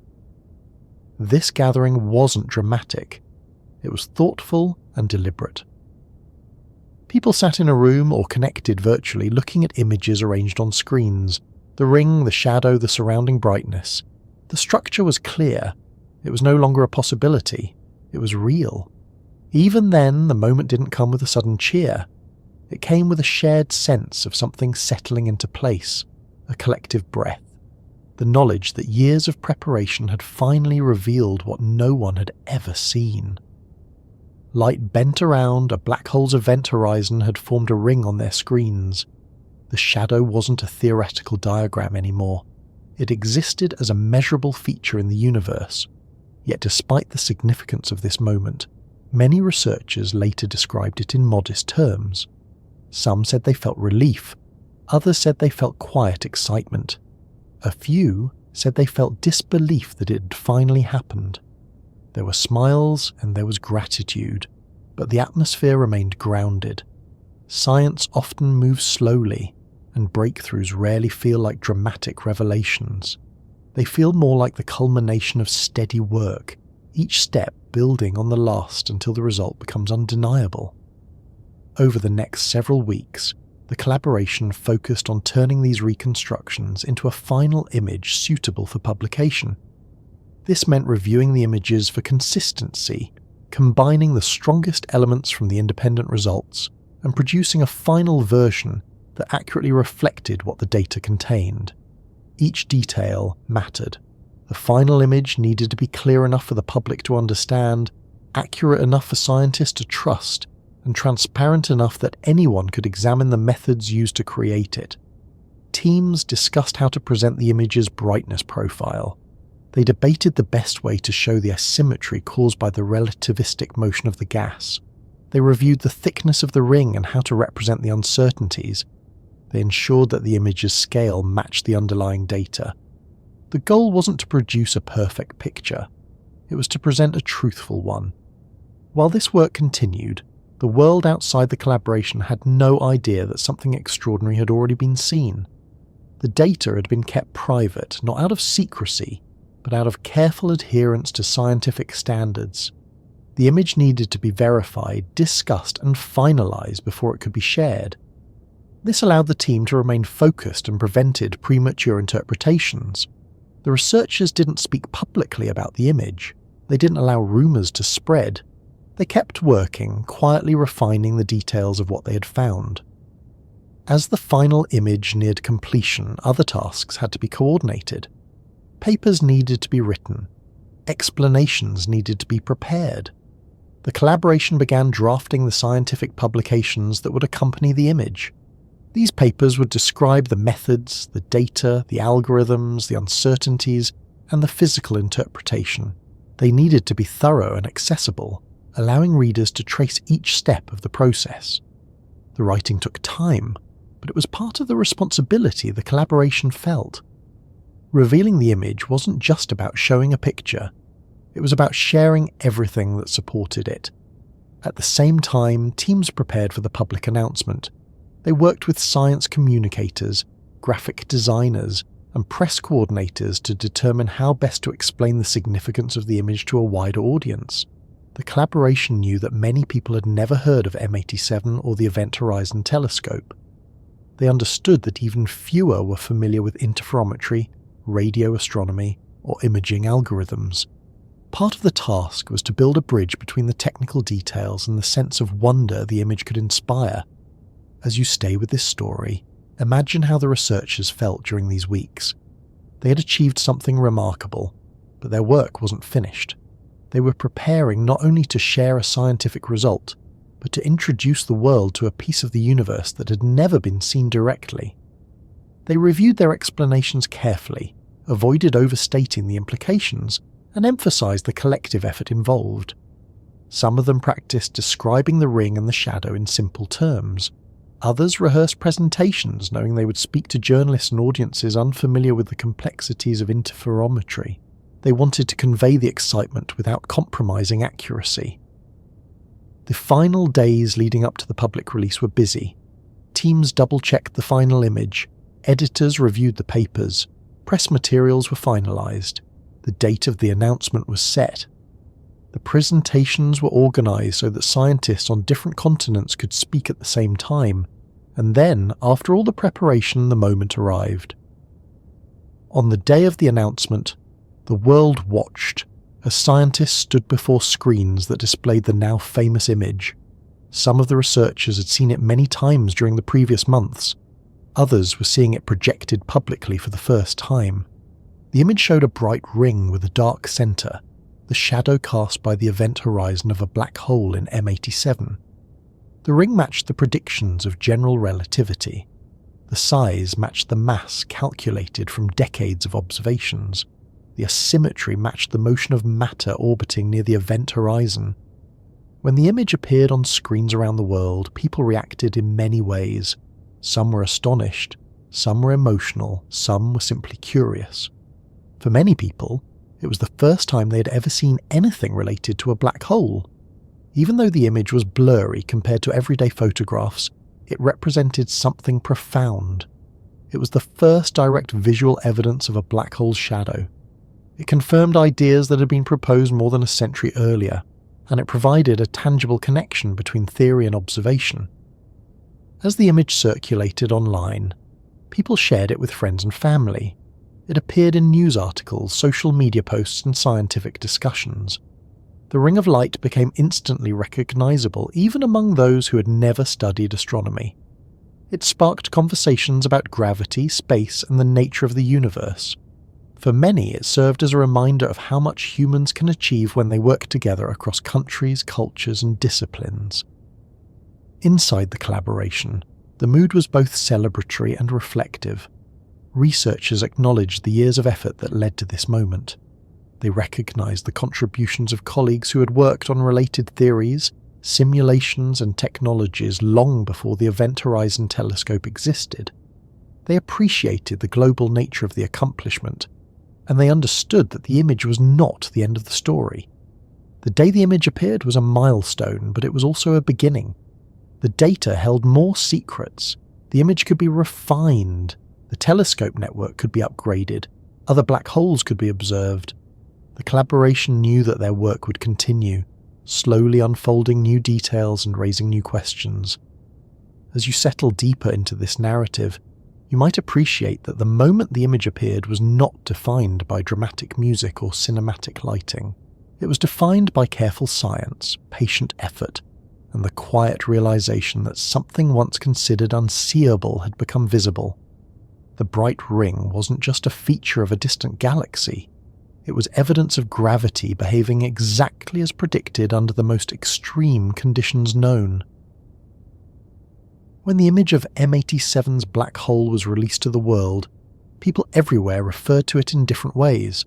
Some called it a circle, some called it a shadow, some called it a landmark, a step forward, a symbol of what science can accomplish. But the phrase that lingered most in people's minds was something simple and descriptive: a ring of fire. It was not fire in any literal sense.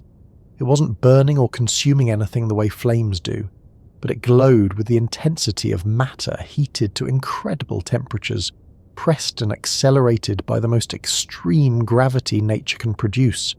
It was the boundary between visibility and invisibility, between brightness and darkness, between what we can observe and what exists beyond our reach. And in a quiet, steady way, that ring of light changed human history. To understand why the image resonated so deeply, you can imagine the collective anticipation that had been building for more than a century. Scientists had theorized about black holes long before they had evidence for them. They had predicted the existence of event horizons, described mathematically how light would behave near them, and worked out the curvature of spacetime around these massive objects. But all of that lived in equations and models. People accepted the idea of black holes because the math was convincing and the indirect evidence was strong, but they were still abstract. They were real in theory, but not yet real in the way that a photograph or a measurement can make something feel tangible. The image of M87 was the moment when all those theories crossed a threshold. The ring of light surrounding the shadow was not a diagram.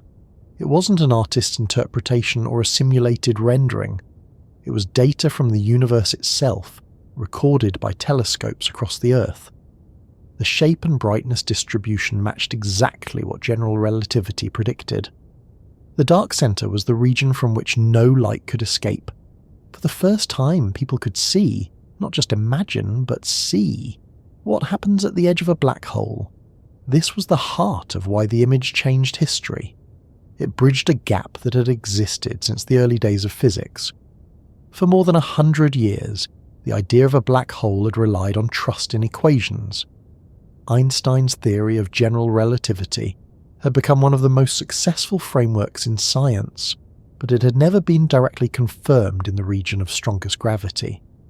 Most tests of relativity occurred in places where gravity was relatively gentle: the orbit of Mercury, the bending of starlight during an eclipse, the timing of pulsars in binary systems.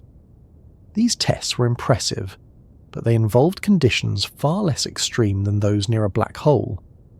For relativity to be fully tested, scientists needed to study gravity in its strongest form. The ring of fire around M87's shadow provided that opportunity. Its size, shape, and brightness allowed scientists to compare the observation directly with predictions from general relativity. When they did, the match was extraordinarily close. The diameter of the shadow corresponded almost exactly to what the theory predicted for a black hole with M87's estimated mass. The asymmetry and brightness, the part of the ring that appeared brighter on one side, matched the relativistic effects of matter orbiting at nearly the speed of light. The thickness of the ring told scientists about the distribution of hot gas near the event horizon. Everything aligned. As you let yourself ease further into this story, you might appreciate that the significance of the image wasn't only scientific, it was cultural. It reached people who had never studied astronomy, physics, or cosmology. The image appeared on news broadcasts, on magazine covers, in classrooms, on social media, and in conversations between people who had never before spoken about black holes. It became a universal symbol of discovery. For many, it represented the idea that the universe still contains mysteries, and that humans, through cooperation and curiosity, can reach beyond previous limits. The ring also carried emotional weight. Some people looked at the image and felt a sense of scale, realizing how small Earth is in comparison to the structures in the universe. Others felt a sense of connection, imagining the light that had travelled for millions of years before appearing on a screen. Some saw the image as a reminder of how far science has come, from early telescopes made of glass and metal to a global network working as a single instrument. The moment was not only about physics, it was about human creativity and perseverance. Within the scientific community, the image had additional effects. It provided direct evidence that supermassive black holes exist, not just as inferred objects but as structures with measurable features. It confirmed that accretion flows behave in predictable ways near event horizons. It validated many assumptions built into simulations and allowed theorists to refine their models with new data. The image also opened the door to future measurements. By observing the black hole at different frequencies and at different times, scientists could track changes in the accretion flow, measure magnetic field behavior, and study how matter moves in one of the most extreme environments known. But beyond its scientific and cultural significance, the Ring of Fire changed history in another way, by demonstrating what global collaboration could achieve. The Event Horizon Telescope was not the work of one country or one institution. It involved observatories from many continents, researchers from diverse fields, and teams who worked together across enormous distances. The collaboration showed that scientific discovery at this scale requires cooperation, shared resources, and collective planning. It became an example for other large-scale projects, demonstrating that humanity can reach remarkable achievements when people pool their expertise. The moment the image was released, people around the world celebrated not only the result but the process behind it. They saw the value of building networks that span borders. They saw how different cultures and institutions could work toward a common goal. They saw how young scientists, established researchers, engineers, technicians, and students all played essential roles, and they saw that challenges that once looked impossible could become feasible when approached with patience, collaboration, and long-term dedication.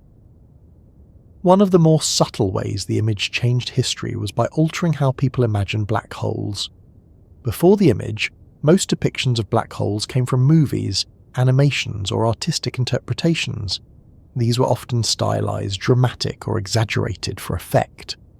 After the image appeared, people had a reference that was grounded in reality. The Ring of Fire became the standard image of what a black hole looks like when surrounded by glowing matter. It became part of the visual language of science. The image also motivated new questions. Once people saw the ring, they wanted to know more about what was beyond it. They wanted to understand why the shadow appeared as it did, why the brightness varied, and what the structure revealed about the black hole's rotation. The image sparked curiosity in people who might never have explored astrophysics otherwise. Teachers used it as a starting point for lessons. Students wrote papers about it. Artists incorporated it into their work. Writers referenced it in books and articles. It became a symbol not only of scientific achievement, but of the human desire to explore. Within the collaboration, the image inspired new research directions. Scientists began planning observations at higher frequencies, which could reveal finer details near the event horizon. They discussed adding more telescopes to the network to improve the resolution. They considered observing the black hole over long periods to track changes in the ring. The image was a beginning, not an endpoint. As you continue listening, imagine the people who had worked for years on the Event Horizon Telescope sitting together during this period. Some of them had devoted decades to studying black holes. Others had joined more recently. But all of them understood that the image represented a milestone not just for their project, but for the field as a whole. They reflected on the long path that led to this moment, the early hints, the gradual accumulation of evidence, the development of interferometry, the construction of telescopes in remote locations, the years of planning, and the careful analysis of the data. The Ring of Fire wasn't just a product of technology, it was a product of persistence. One of the powerful aspects of the image was that it allowed people to see something that had once been considered unseeable. For decades, black holes were known only through their effects on surrounding stars and gas. The event horizon, the boundary itself, was something no one expected to observe directly. Theoretical papers often stated that black holes could never be imaged, because light from within the event horizon cannot escape. And yet, by imaging the glowing material just outside that boundary, the Event Horizon Telescope managed to capture the silhouette. It was as close as nature allowed humans to get. The shadow was the fingerprint of the event horizon, the mark left behind by something that cannot emit light. Seeing this shadow changed the way many scientists thought about observation. It demonstrated that even when something is invisible, the universe can offer ways to infer its presence through careful study. It showed that boundaries that seem absolute might still leave traces that can be explored, and it encouraged researchers in other fields to consider whether similar strategies could reveal structures once thought impossible to detect. Another way the ring changed their history was by validating the role of computational astronomy. The image existed not only in the sky, but in algorithms, in signal processing, and in software that pieced together data recorded across the planet. The ring demonstrated that modern astronomy is not just about lenses and mirrors, but also about data science, simulations, and advanced imaging methods. It brought visibility to the importance of interdisciplinary skills, showing that coding, mathematics, engineering, and observational astronomy all contribute to major discoveries. Even though the world reacted strongly to the image, the scientists themselves remained grounded. Many expressed humility. Some noted that the image was only the beginning of a longer story. Others pointed out that despite its significance, the image represented just one black hole, and that the universe contains countless others waiting to be studied. The ring didn't answer every question. It opened new ones. But this is what made the moment profound. Progress in science often comes from the questions that arise when answers are finally found. As you let your mind rest gently with these ideas, you might appreciate how the Ring of Fire brought together past, present, and future. It connected a century of theories to a moment of observation. It turned a mathematical prediction into a visual reality. And it paved the way for future studies of black holes, gravity, and the structure of space. The ring didn't change history because it was dramatic or bright. It changed history because it represented understanding, careful, steady, collaborative understanding, made visible through light that had travelled across space for millions of years. It reminded people that the universe still contains mysteries worth pursuing, and that human beings can uncover them through patience, cooperation, and curiosity. When the image of M87's black hole spread across the world, it prompted a wave of excitement and curiosity, but it also opened a deeper doorway into the nature of the universe. That single glowing ring shaped by extreme gravity carried within it answers to questions that scientists had asked for more than a century. It didn't just confirm that black holes exist. It revealed new details about how space behaves near them, how time stretches and slows, and how gravity operates in the most intense conditions humanity has ever observed. In a gentle, steady way, M87 offered an opportunity to understand our universe more clearly. To appreciate what M87 reveals, imagine the environment surrounding its black hole. Space there is not empty in the usual sense. It is filled with gas heated to extraordinary temperatures, magnetic fields twisted and stretched by rotation, and particles moving at speeds close to that of light. All of this unfolds in a region where the pull of gravity is so strong that even time itself behaves differently. While we commonly think of gravity as the force that pulls objects downward or keeps planets in orbit, near a black hole, gravity becomes something more fundamental. It alters the very geometry of space. It changes the rate at which clocks tick. It bends the paths of photons that would normally move in straight lines. The ring of light surrounding M87's shadow is one of the clearest illustrations of gravity, acting not as a simple force but as a curvature of spacetime. Light normally travels in straight lines, but when it passes near a massive object, general relativity tells us that the object curves the space around it, causing the path of the light to bend. In everyday situations, this bending is tiny. Light passing near Earth bends barely at all. Light passing near the Sun bends enough to be detected during eclipses, but not enough to disrupt daily experience. For a black hole the size of M87's, however, the bending becomes so extreme that light can actually orbit the black hole before escaping. This orbit is not stable for long, but the momentary looping of photons creates a ring-like structure that outlines the event horizon. This behaviour was predicted decades earlier, but until the Event Horizon Telescope captured the image, it had never been directly observed. M87 confirmed that light behaves near a black hole exactly as relativity describes. This was an important milestone. It showed that Einstein's equations still hold in one of the most extreme environments known. If the shadow had been a different size or shape, it would have raised questions about whether relativity needed to be modified. Instead, the match was remarkably precise.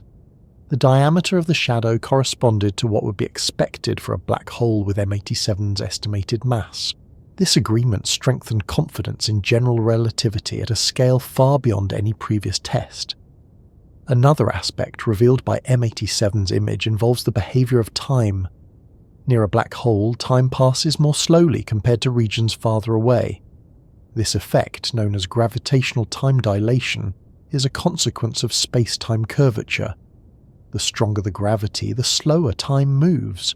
For example, if two observers were to watch an event unfolding near the black hole, one close to the event horizon and one far away, the distant observer would see the event unfold more slowly.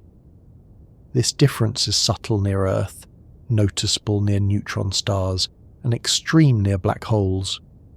Although the Event Horizon Telescope cannot directly measure the flow of time, the behaviour of matter and light near the black hole reflects the dynamics predicted by time dilation. The ring's brightness distribution, the speed at which the gas orbits, and the thickness of the ring all depend on how gravity influences the passage of time.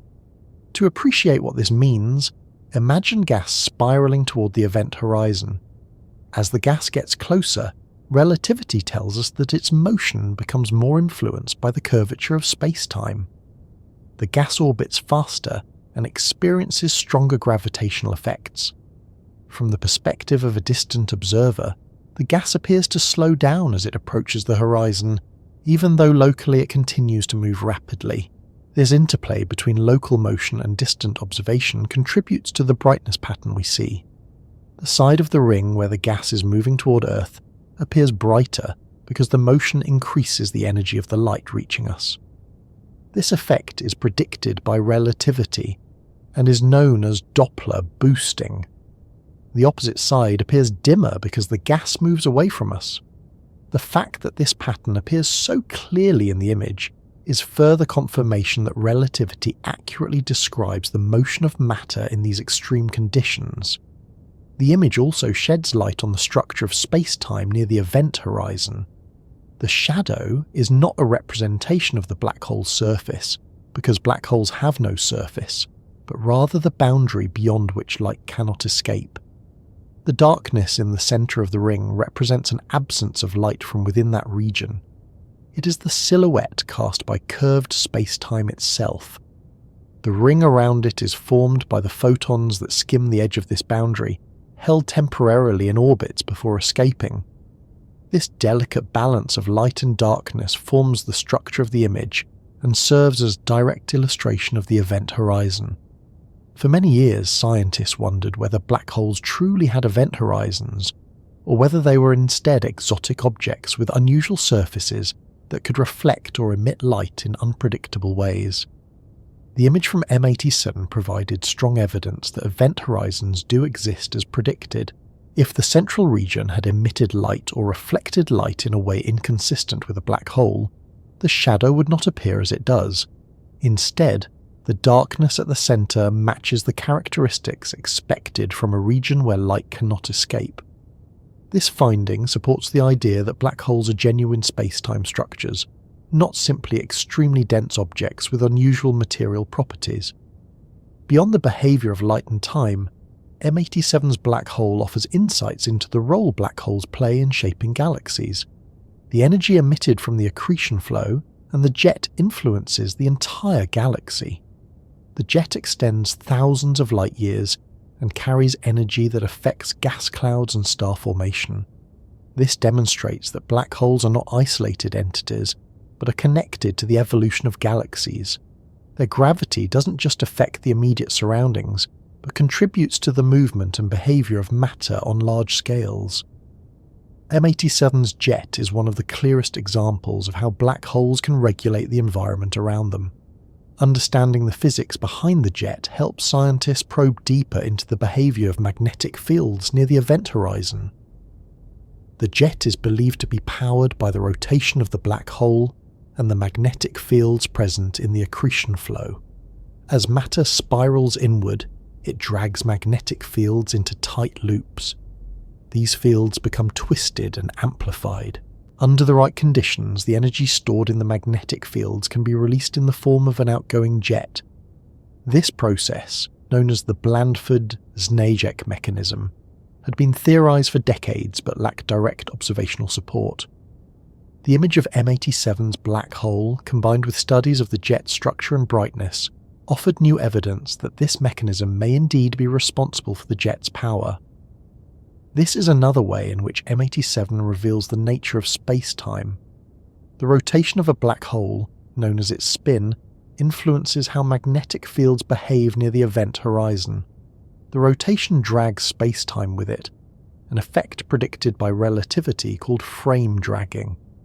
When space-time itself twists near the black hole, the magnetic fields and charged particles respond. The result is a complex environment where the boundary between space and time moves in ways that affect everything around it. These effects are subtle and difficult to measure, but the presence of the jet and its orientation relative to the accretion flow offer clues about how rapidly the black hole is spinning. As you continue to settle deeper into this narrative, you might reflect on how M87 allowed scientists to see space-time not as an abstract idea, but as a physical entity that shapes the universe. The curvature of space-time determines the paths of stars, the orbits of gas clouds, and the motion of photons near the event horizon. It defines the silhouette of the black hole and creates the ring of light. These are not just theoretical predictions. They are real features captured by an instrument built from telescopes across the Earth. M87 also reveals something important about the scale at which relativity operates. Before this image, relativity had been tested extensively, but mostly in weaker gravitational fields. Observing the strong field near a black hole offers a test of relativity at a scale that had never been accessible before. The success of the theory in predicting the shape and size of the shadow suggests that relativity remains valid even under extreme conditions. This does not mean that relativity is the final word on gravity. Scientists still seek a theory that unifies relativity with quantum mechanics, but it provides strong evidence that the theory remains robust across a wide range of environments. Another way M87 reveals the nature of space and time is through the relationship between information and the event horizon. Theorists have long debated what happens to information that falls into a black hole. Some have suggested that information is lost, challenging the principles of quantum mechanics. Others believe that information is preserved in the structure of the event horizon, or in the radiation that black holes emit. While the Event Horizon Telescope cannot directly resolve this question, the image adds context to the discussion. It shows that the event horizon behaves as predicted, and that the flow of matter near it is consistent with theoretical models. These observations help refine the question scientists ask about the nature of information in extreme gravitational fields. The image also reveals something about the scale of the universe itself. The fact that humans could capture light that travelled across millions of light years to skim the edge of a black hole speaks to the interconnectedness of cosmic structures. The ring of light we see today originated long before Earth existed in its current form. When the photons left the region near the event horizon, the continents had different shapes, ecosystems were different, and the sky above Earth would have looked unfamiliar. The light carried information across cosmic time, arriving just as humanity had developed the technology to record it. This timing was not intentional, but it highlights how observations allow us to reach across vast distances and access moments from the deep past. As you remain comfortable and let your thoughts move at an easy pace, you might consider that the image of M87 is also a reminder that the universe is governed by rules that can be studied, understood, and applied. Space is not random. Time is not chaotic. Gravity is not a mysterious force acting without pattern. These elements work together in structured ways, and observing M87 allows us to see that structure in action. The ring of fire is not just a beautiful pattern. It is the visible imprint of the laws of physics. The image also reveals something about the scale of human understanding. Just as the universe is vast, the effort needed to uncover its secrets requires depth, patience, and collaboration.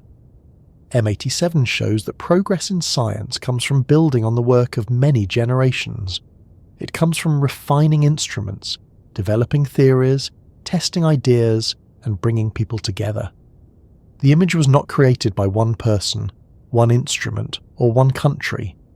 It was created by a network supported by thousands of contributions. This model reflects how science advances through cooperation. The more scientists analyze M87, the more subtle insights emerge. Studies of polarization, the direction in which light waves vibrate, have provided information about the magnetic fields near the event horizon. Observations at multiple frequencies allow scientists to map different layers of the accretion flow. Continued monitoring may reveal fluctuations in brightness that trace the motion of hotspots moving around the ring. Each of these findings helps refine our understanding of spacetime near the black hole. Yet the story does not end with what we have learned so far. M87 continues to reveal new aspects of space, time, and gravity as the Event Horizon Telescope observes it across different years. The ring may shift slightly over time as the accretion flow moves. The jet may change its brightness or shape. These variations remind us that black holes are not static objects. They are dynamic environments, constantly shaped by the matter and energy flowing around them. As we drift onward from the ring of light surrounding the event horizon, the story of M87 expands far beyond the boundaries of the black hole itself. The environment around it is full of motion and structure, and nowhere is this more visible than the enormous jet that extends outward from the galaxy's centre. This jet is one of the most remarkable features in the universe. It stretches across space like a cosmic lighthouse beam, carrying energy and matter over distances so large that the human mind can only approach them through patient, steady imagination. To look at it closely is to understand that black holes are not silent, isolated objects. They are engines capable of shaping their galaxies in ways that are both dramatic and long-lasting. To begin appreciating this jet, imagine the region very close to the black hole. Here, gas spirals inward, heated to extreme temperatures by friction, magnetic fields, and gravitational compression. The gas doesn't fall straight into the event horizon. It circles around the black hole in tight orbits, forming a flow that generates enormous amounts of radiation. But not all of that gas ends up crossing the event horizon. Some of it becomes part of a process that launches the jet outward. This process is not simple, and it has taken decades of study to understand even in broad terms. But the basic idea is that the magnetic fields near the black hole play a central role. As matter orbits and drags these magnetic fields along with it, the fields become twisted and amplified. They store energy in the form of tension, much like a stretched elastic band. Under the right conditions, this stored energy can be released in the form of an outflow of particles. The black hole's rotation contributes to this process by dragging spacetime itself, which helps accelerate particles along magnetic field lines. The result is a narrow, focused beam of matter and energy that shoots outward away from the black hole at astonishing speeds. In M87, this jet is particularly large. It is so powerful that it can be observed across many wavelengths, from radio waves to visible light to X-rays. Astronomers have been studying the jet for more than a century, long before the Event Horizon telescope captured the image of the black hole. Early photographs taken in the 1910s showed a faint streak of light extending from the galaxy's core. Over the decades that followed, telescopes improved, and the structure of the jet became clearer. It became evident that the jet was composed of charged particles, moving at speeds close to the speed of light, guided and confined by magnetic fields. The scale of the jet is almost difficult to comprehend. It stretches tens of thousands of light years from the galaxy's centre. If you imagine travelling along it at the speed of light, it would still take many thousands of years to reach the point where the jet fades into the surrounding intergalactic medium. And yet, from Earth, the jet appears as a delicate line, a thin structure visible in long exposure images. This contrast between physical size and visual subtlety is one of the striking features of astronomy. Enormous structures can appear fragile, while tiny structures can appear dominating when viewed up close. As you continue relaxing into this story, imagine following the jet from its origin near the black hole outward into space. At its base, the jet is narrow, compact, and incredibly bright in radio wavelengths. It is so bright that the region near the launch point has been one of the most studied locations in all of radio astronomy. As the jet moves outward, it begins to widen slightly, though it remains focused enough to stay collimated across vast distances. This focus is maintained by magnetic fields that wrap around the jet, preventing it from dispersing too quickly. Without these magnetic fields, the jet would lose its structure early on and spread outward in a diffuse cloud. The jet doesn't remain uniform as it travels. It contains knots or bright spots caused by variations in density and magnetic field strength. These knots can move along the jet over time, providing clues about the speed of the particles and the energy driving them. Observations have shown that some of these knots move at apparent speeds faster than light. This is not a violation of physics. It is an optical effect caused by the combination of high speeds and the angle at which we observe the jet. The apparent superluminal motion is one of the signatures that the particles in the jet are travelling extremely fast, close enough to the speed of light that relativistic effects become important. One of the remarkable aspects of M87's jet is how it remains coherent across such long distances. As it travels, it interacts with surrounding gas and dust, but it maintains its shape. This interaction produces shocks, heating the surrounding material and creating regions of emission that astronomers can observe. These interactions reveal information about the density and structure of the intergalactic medium, providing insights into the environment surrounding the galaxy. For researchers studying galaxy evolution, such details are invaluable. They show how energy from the black hole can influence regions far beyond the central core. The jet doesn't just illuminate the surroundings, it also carries away energy and angular momentum from the black hole and the accretion flow. This means that the jet is part of a feedback system. The energy released through the jet affects the behavior of gas in the galaxy, influencing how stars form and how matter moves. In some galaxies, jets can heat surrounding gas so much that it can no longer cool effectively. When gas cannot cool, it cannot condense to form new stars. In this way, black holes can regulate star formation on galactic scales. Studying the jet in M87 has revealed how powerful this feedback can be. The jet's energy affects clusters of gas both inside and outside the galaxy. Observations in X-ray wavelengths show bubbles and cavities in the hot gas surrounding M87. These structures are the result of the jet pushing against the gas, displacing it and transferring energy into it. Such interactions help astronomers understand how galaxies maintain their shapes and how they avoid becoming too dense at their centres. Without this feedback, galaxies might collapse inward or experience uncontrolled bursts of star formation. As scientists studied the jet more closely, they noticed that it holds clues about the black hole's rotation. The direction of the jet aligns with the black hole's spin axis. This alignment occurs because the rotation of the black hole influences the orientation of the magnetic fields that launch the jet. By measuring the direction and stability of the jet, astronomers can infer details about the black hole's spin. This is important because spin affects many aspects of a black hole's environment, including how much energy can be extracted through magnetic fields and how stable the accretion flow remains. Even though the jet has been observed for over a century, recent images and studies have provided deeper insight into its structure. High-resolution radio images show the jet's base in remarkable detail, revealing the shape of the flow and the behaviour of the magnetic fields near the launch point. These images show that the jet begins very close to the event horizon, consistent with theoretical predictions.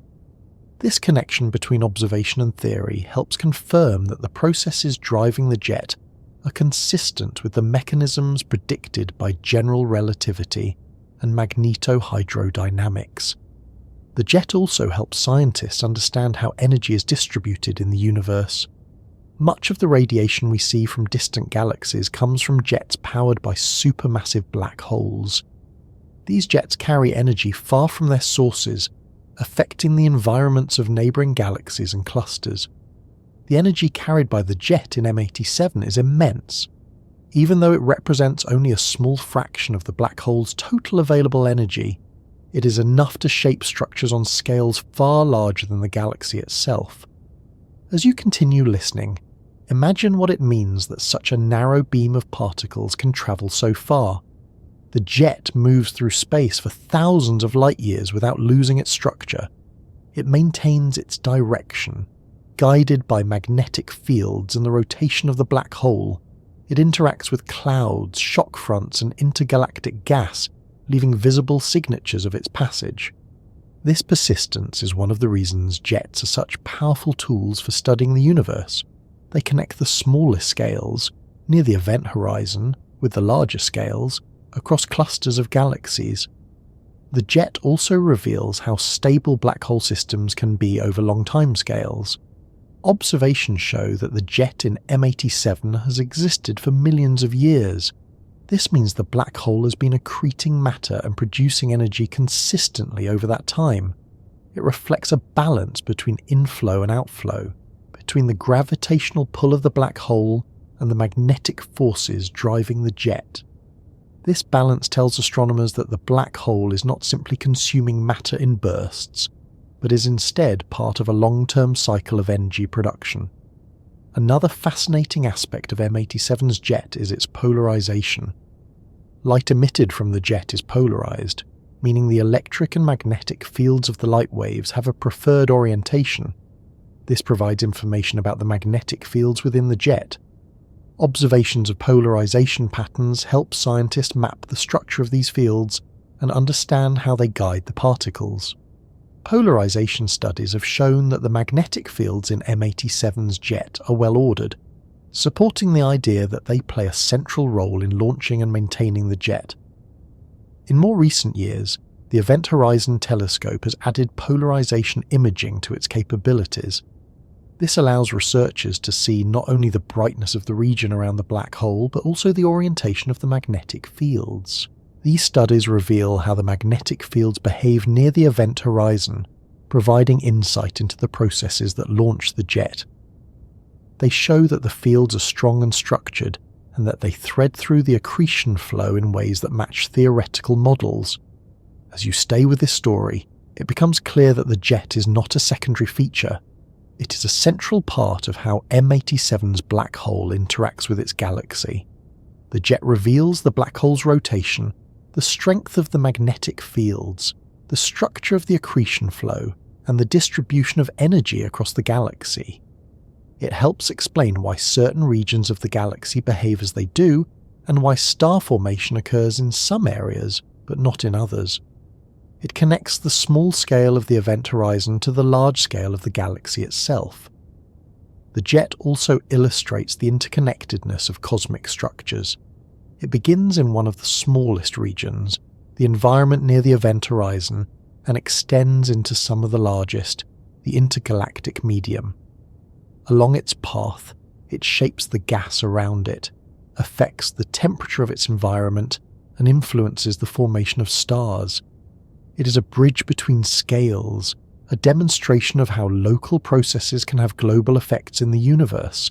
And yet, despite all we have learned, the jet still holds mysteries. Scientists continue to study how the particles are accelerated to such high speeds, how the magnetic fields remain stable over long distances, and how the jet maintains its structure across thousands of light years. New observations at different wavelengths combined with improved theoretical models are helping refine our understanding. Each observation reveals a new detail, and each detail brings us closer to understanding the full picture. The jet gently guides us toward deeper questions. Understanding it helps us understand the environment near the event horizon, the behavior of matter under extreme gravity, and the role of black holes in the evolution of galaxies.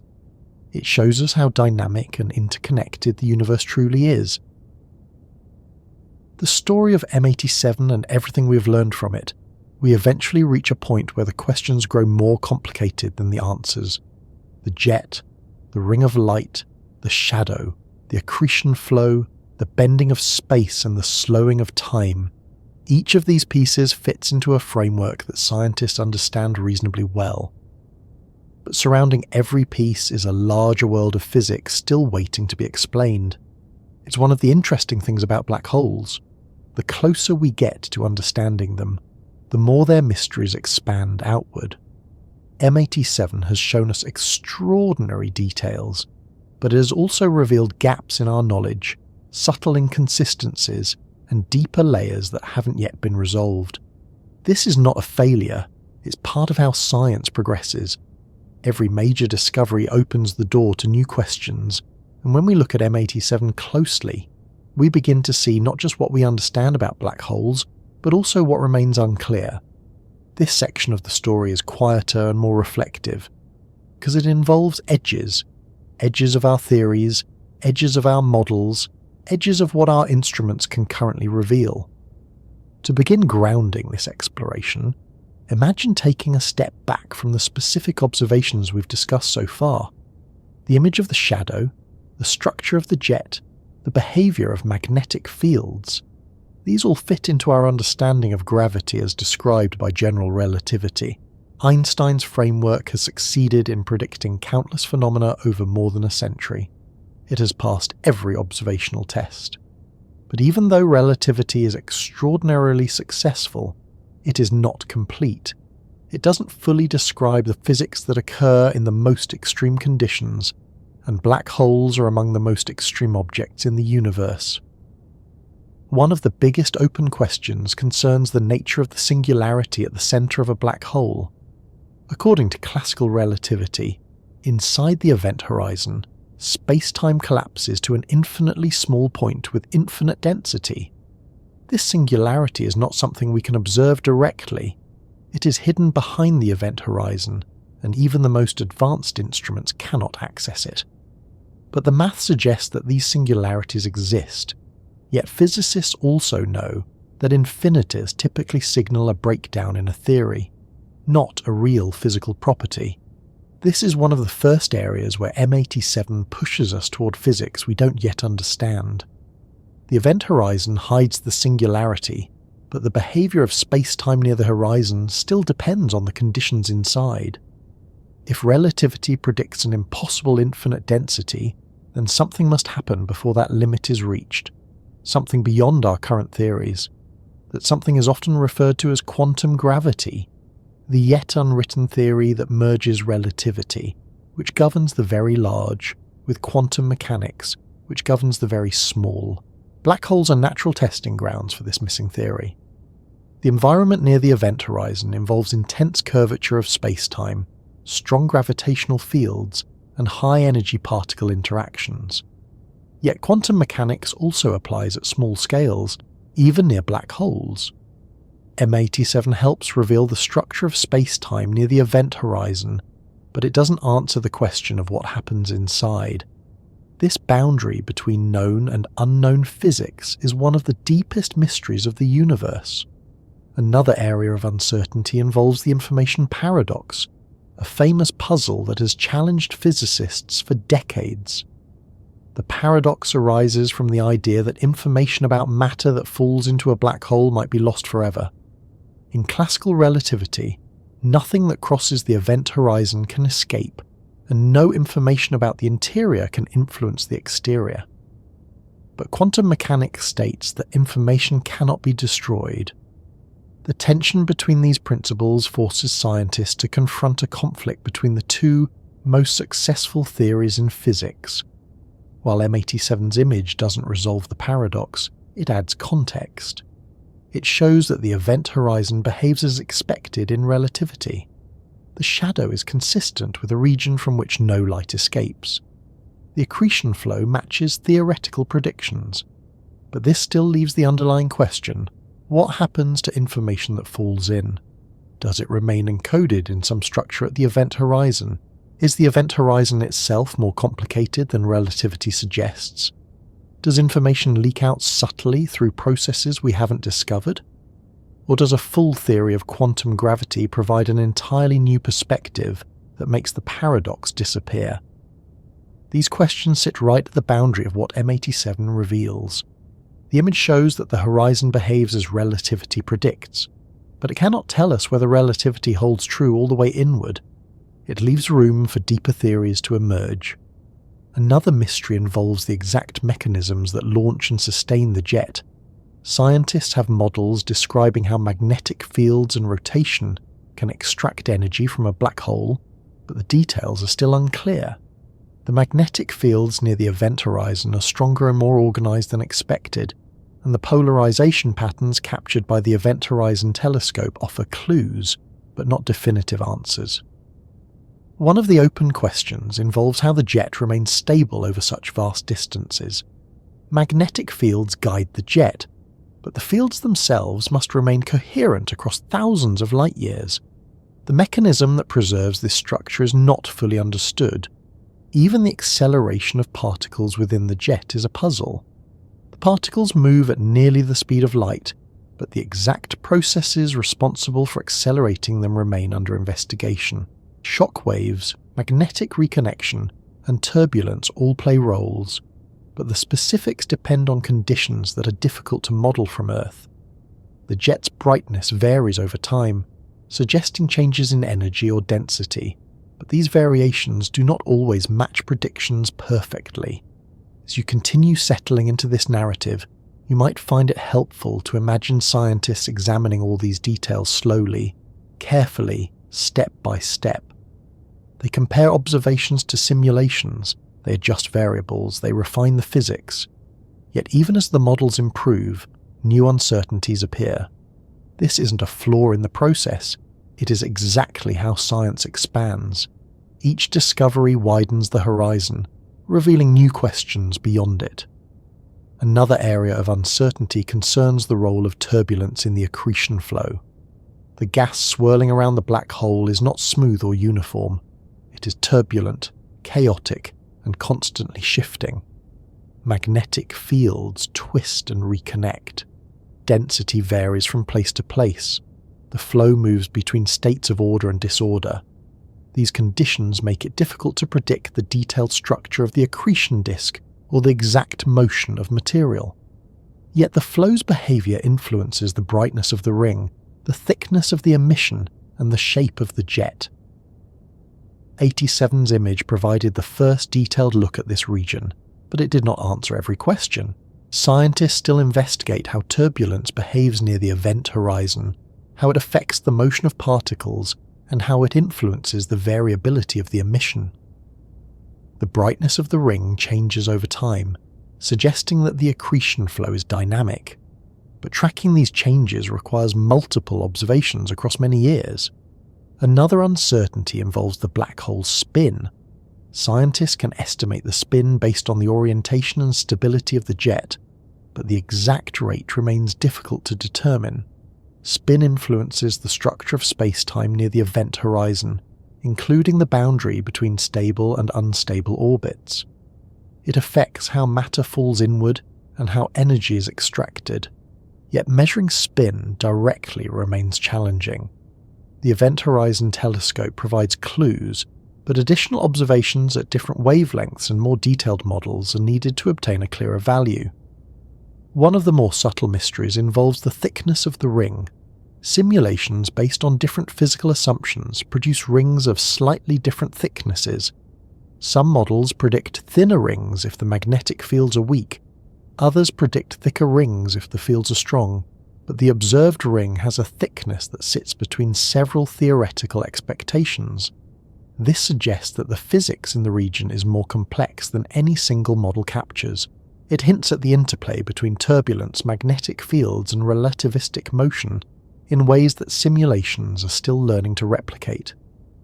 Another question involves the structure of the photon ring, the layer of light formed by photons that orbit the black hole multiple times before escaping.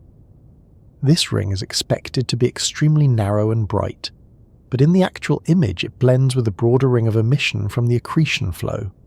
The photon ring is difficult to isolate, and its brightness depends on conditions that are not yet fully understood. Future observations at higher resolution may reveal more details about this structure, helping scientists test relativity even more precisely. M87 also points toward deeper, more conceptual mysteries. One of these involves the nature of spacetime itself. Relativity treats spacetime as smooth and continuous, but quantum theories suggest that spacetime may be granular or fluctuating at extremely small scales. If spacetime does have structure at tiny scales, black holes would be natural places to detect it. Yet current observations cannot resolve such fine details. The event horizon appears smooth because our instruments cannot yet see anything smaller than the wavelength of the radio waves we use. As instruments improve, scientists hope to observe the black hole at higher frequencies, which provide sharper resolution. These observations may reveal finer structures in the ring or new features near the event horizon. If the shadow deviates even slightly from the predictions of relativity, it could indicate new physics. But until those observations become possible, the question remains open. Another conceptual mystery involves the behavior of quantum fields near the event horizon. Quantum field theory predicts that particle-antiparticle pairs constantly form and annihilate throughout space. Near the event horizon, this behavior becomes more complex. Some theories suggest that one particle can fall into the black hole while the other escapes, producing what is known as Hawking radiation. This radiation would cause black holes to evaporate extremely slowly over vast spans of time. But Hawking radiation has never been observed directly, and the rate of evaporation for a supermassive black hole like M87's would be so slow that it is effectively undetectable with current instruments.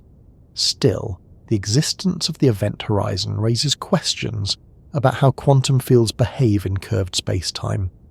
These questions sit at the intersection of relativity and quantum mechanics, but the answers remain incomplete. M87 provides a real environment where these questions can be studied indirectly, but a full understanding requires new theories, new observations, or both. Another mystery lies in the relationship between black holes and dark matter. Dark matter is believed to make up most of the mass in galaxies, yet it has never been directly detected. Some scientists wonder whether dark matter influences the region around M87's black hole, or contributes to the behavior of the jet. Current observations don't provide clear evidence either way, but the possibility remains open, especially as new instruments come online. Even the brightness patterns in the ring raise questions about the behavior of plasma under conditions that cannot be replicated on Earth. Plasma near the event horizon moves in relativistic orbits, interacts with strong magnetic fields, and experiences gravity far beyond anything we experience in ordinary life. Understanding these interactions requires numerical simulations that push the limits of computational power. The simulations are improving rapidly, but they still rely on approximations. M87 challenges scientists to refine their models and develop new ones. As you let your thoughts move gently through these ideas, you might sense that the story of M87 is not only about what we have learned, but also about the boundaries where our knowledge begins to thin. It is about standing at the edge of understanding and looking beyond, not with frustration, but with curiosity. Black holes represent one of the few places in the universe where the known and unknown meet in such a dramatic way. The mysteries surrounding M87 are not obstacles, they are invitations. Each unanswered question is a sign that there is more to discover, more to observe, more to understand. The ring of fire revealed by the Event Horizon Telescope is not a conclusion, it is a doorway. When the first image of M87's black hole appeared, it didn't simply add another piece to the scientific landscape, it shifted the landscape itself. For decades, black holes had been treated as theoretical certainties supported by strong evidence, but always kept at a distance by the limitations of our instruments. We inferred their presence through the motion of stars, through the behavior of gas, through gravitational waves, and through mathematical predictions that grew stronger with each refinement. Yet despite all of that, there was still a subtle sense that black holes lived partly in an abstract world, a world of equations, diagrams, and conceptual models. M87 changed that. It took something once considered unreachable and brought it into the realm of direct observation. When we say the image reshaped our understanding of the universe, it's not because it created an entirely new theory or overturned existing ideas. Instead, it clarified them, it confirmed their strength, it grounded them in reality. It gave the global scientific community a visual reference point for one of the most extreme objects in existence, and it created a foundation on which the next stages of gravitational research could be built. To understand how significant this shift was, imagine spending your life studying a landscape only through maps. You learn the contours, the elevations, the shapes of the valleys and mountains. You develop an understanding of what the world probably looks like based on consistent, well-tested information. Then, one day, you arrive at an overlook and finally see the landscape with your own eyes. Nothing in your understanding was wrong, but the experience changes you anyway. It adds a dimension that cannot be captured by inference alone. This is what M87 did for black holes. The first way it reshaped our understanding was by validating general relativity in a regime that had never been directly observed. Before M87, Einstein's theory had been tested in strong gravitational fields only in limited ways. The timing of pulsars, the bending of light-near stars, the orbit of Mercury, and observations related to gravitational waves. All of these were impressive, but none involved the extreme curvature of spacetime near a supermassive black hole's event horizon. The shadow of M87 provided the first direct look at how light behaves when subjected to the full intensity of gravitational effects predicted by relativity. The size of the shadow matched theoretical predictions so closely that it reinforced the idea that space-time behaves exactly as described, even under the most severe conditions. This wasn't trivial. Many alternative theories of gravity propose deviations from relativity in strong fields. If M87's shadow had been slightly larger or smaller, it could have suggested new physics. Instead, the match was precise enough to eliminate many alternatives and push future research toward refining relativity rather than replacing it. This stability in the theoretical landscape helps scientists focus on the remaining gaps, particularly the intersection of relativity and quantum physics. Another way the image reshaped understanding was by demonstrating the power of coordinated global observation. The idea of turning Earth into a single telescope had been discussed for decades, but M87 proved it could be done successfully. It showed that global interferometry could overcome atmospheric disturbances, technical limitations and geographic challenges. The Event Horizon Telescope became a model for how large-scale scientific collaborations might work in the future. Instead of building a single giant instrument, scientists learned how to connect smaller ones across the world. This approach doesn't only benefit black hole research, it has implications for studying distant galaxies, star formation regions, and cosmic magnetic fields. The techniques developed for M87, precise timing, synchronized data collection, massive data processing, have already begun influencing future instruments. The concept of global astronomy became more practical, and new projects are now being designed with worldwide coordination in mind. The image also reshaped how people think about scale. For many, black holes existed in that mental space where numbers become difficult to visualize. Masses measured in billions of solar masses, distances measured in tens of millions of light years, sizes measured in astronomical units. These magnitudes drift into abstraction. M87 gave these abstractions a visual anchor. When people saw the ring, they weren't simply seeing an image. They were seeing a structure larger than our entire solar system. The ring's diameter was enough to stretch across orbit after orbit, yet it appeared to us as a glowing, delicate loop. That contrast between unimaginable size and visual simplicity helped make cosmic scales more approachable. Scientists also gained a clearer sense of how black holes influence the galaxies around them.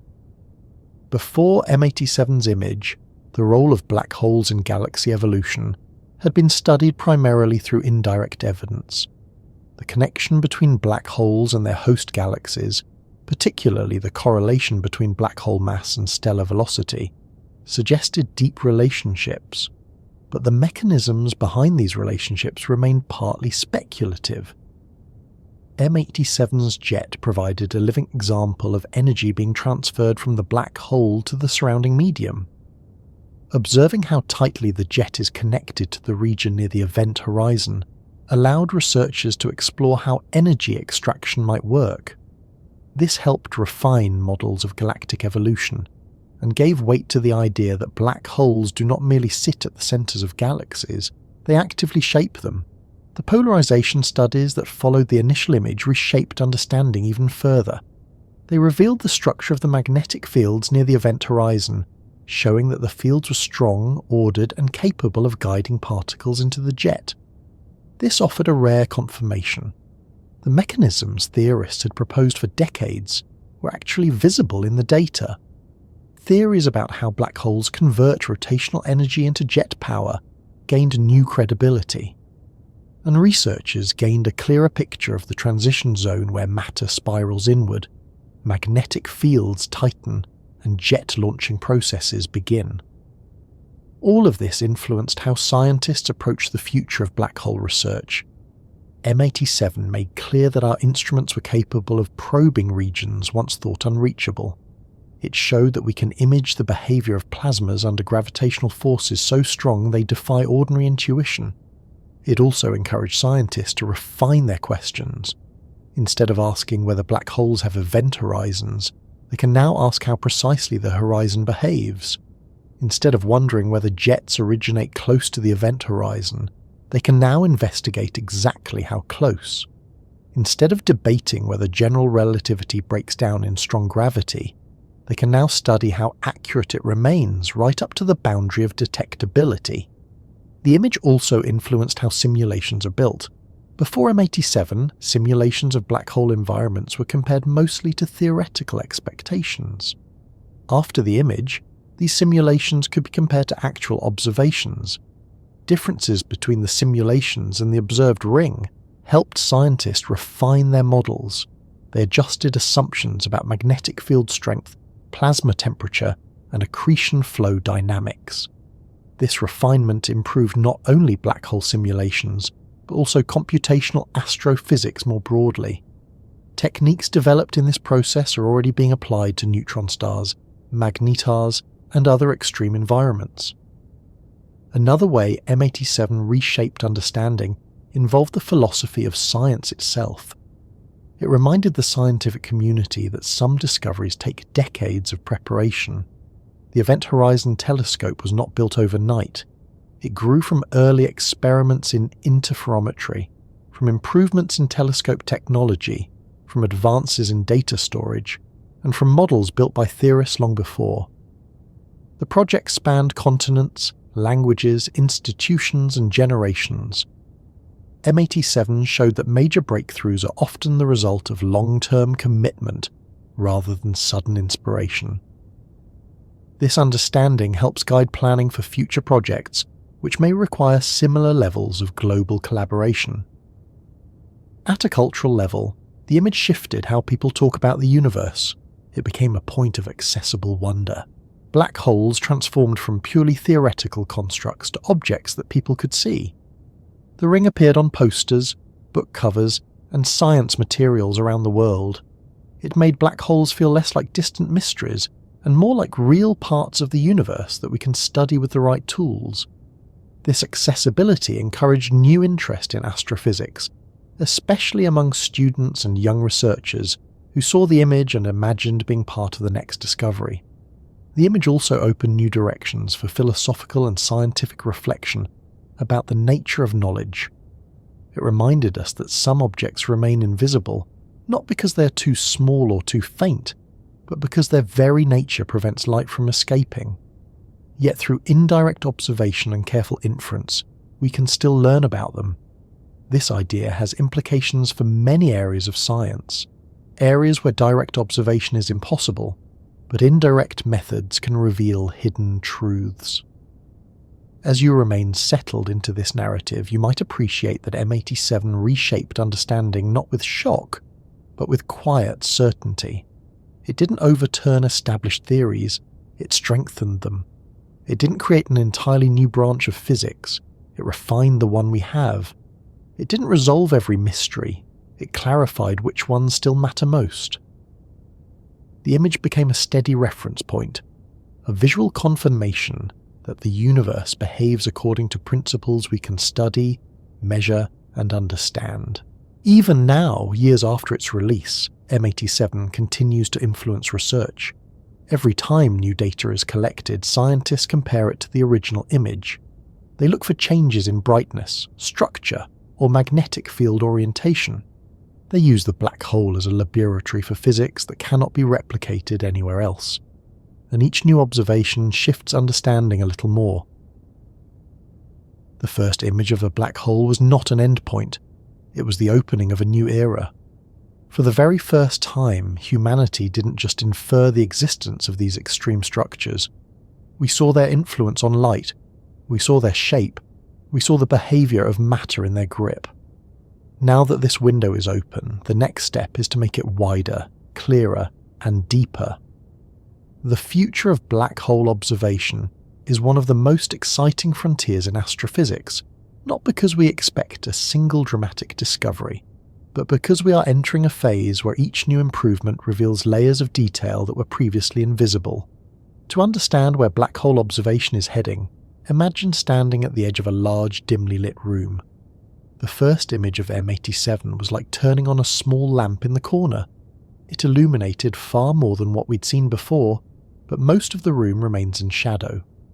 The goal now is not simply to light the entire room at once, but to increase the brightness step by step, building instruments that can reveal faint structures, track their evolution over time, and test the limits of our theories with more precision than ever. One of the first steps in this direction is improving the Event Horizon Telescope itself. The original image was made using a network of telescopes spread across the globe, but that network had gaps.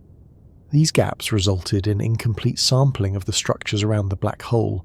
Imaging algorithms filled in some of the missing information, but the results were limited by the number and position of the telescopes.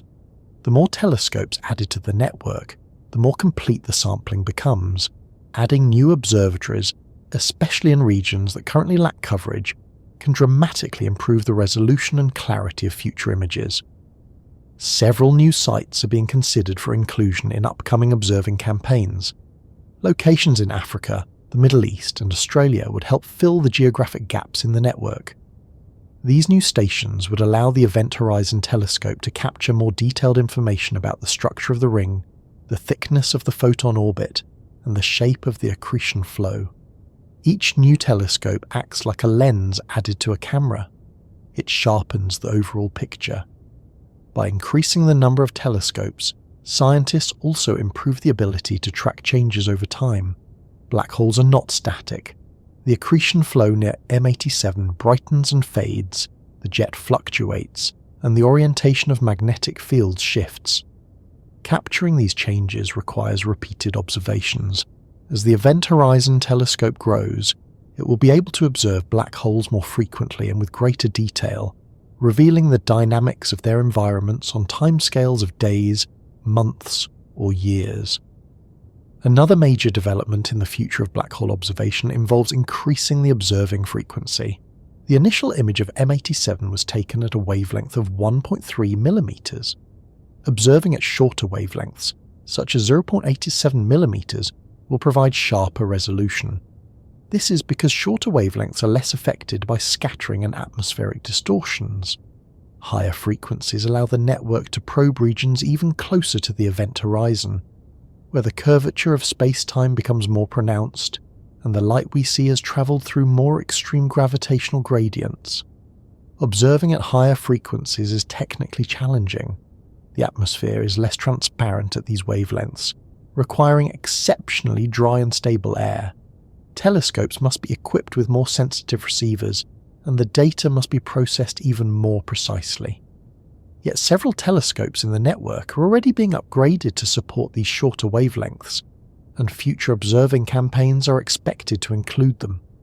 One of the most significant advancements on the horizon is the plan to place telescopes in space. The idea is often referred to as space-based VLBI, very long baseline interferometry extended beyond Earth's surface.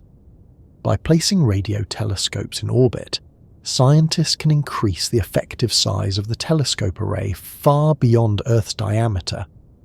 This would result in dramatically improved resolution.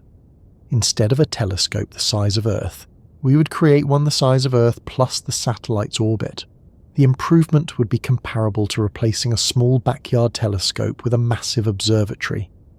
Using space-based telescopes would allow scientists to image not only the main ring around M87's shadow, but also the photon ring itself. This extremely thin structure forms from photons that orbit the black hole multiple times before escaping.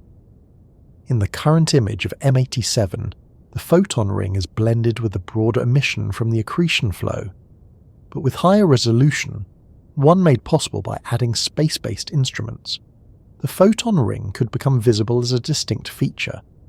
This would provide an entirely new way to test relativity, because the photon ring's shape and brightness depend directly on the curvature of space-time near the event horizon. Several proposed missions aim to make this possible. These missions vary in scale, cost, and scope, but they share the same goal: expanding the Event Horizon Telescope into orbit. Some proposals involve small satellites equipped with radio receivers capable of participating in the global array. Others propose larger spacecraft with dedicated instruments designed specifically to observe black holes. If even one of these missions becomes operational, the improvement in our ability to see near the event horizon would be dramatic. Another promising development involves observing black holes at multiple wavelengths simultaneously. Right now, the Event Horizon Telescope focuses on millimeter wavelength radio light, but black holes emit radiation across the entire electromagnetic spectrum. They produce radio waves, infrared light, X-rays, and sometimes even gamma rays. Observing these wavelengths together allows scientists to build a more complete picture of the environment around the black hole. For example, while the radio image shows the structure of the accretion flow, X-ray observations reveal the hottest regions near the event horizon. Infrared observations provide information about dust and cooler gas farther out. Combining all these wavelengths allows scientists to understand how different layers of the accretion system interact. This multi-wavelength approach is already being used for M87 and the black hole at the centre of the Milky Way, but future instruments will make this technique more powerful. One of the next generation ideas involves pairing radio observations with gravitational wave detectors.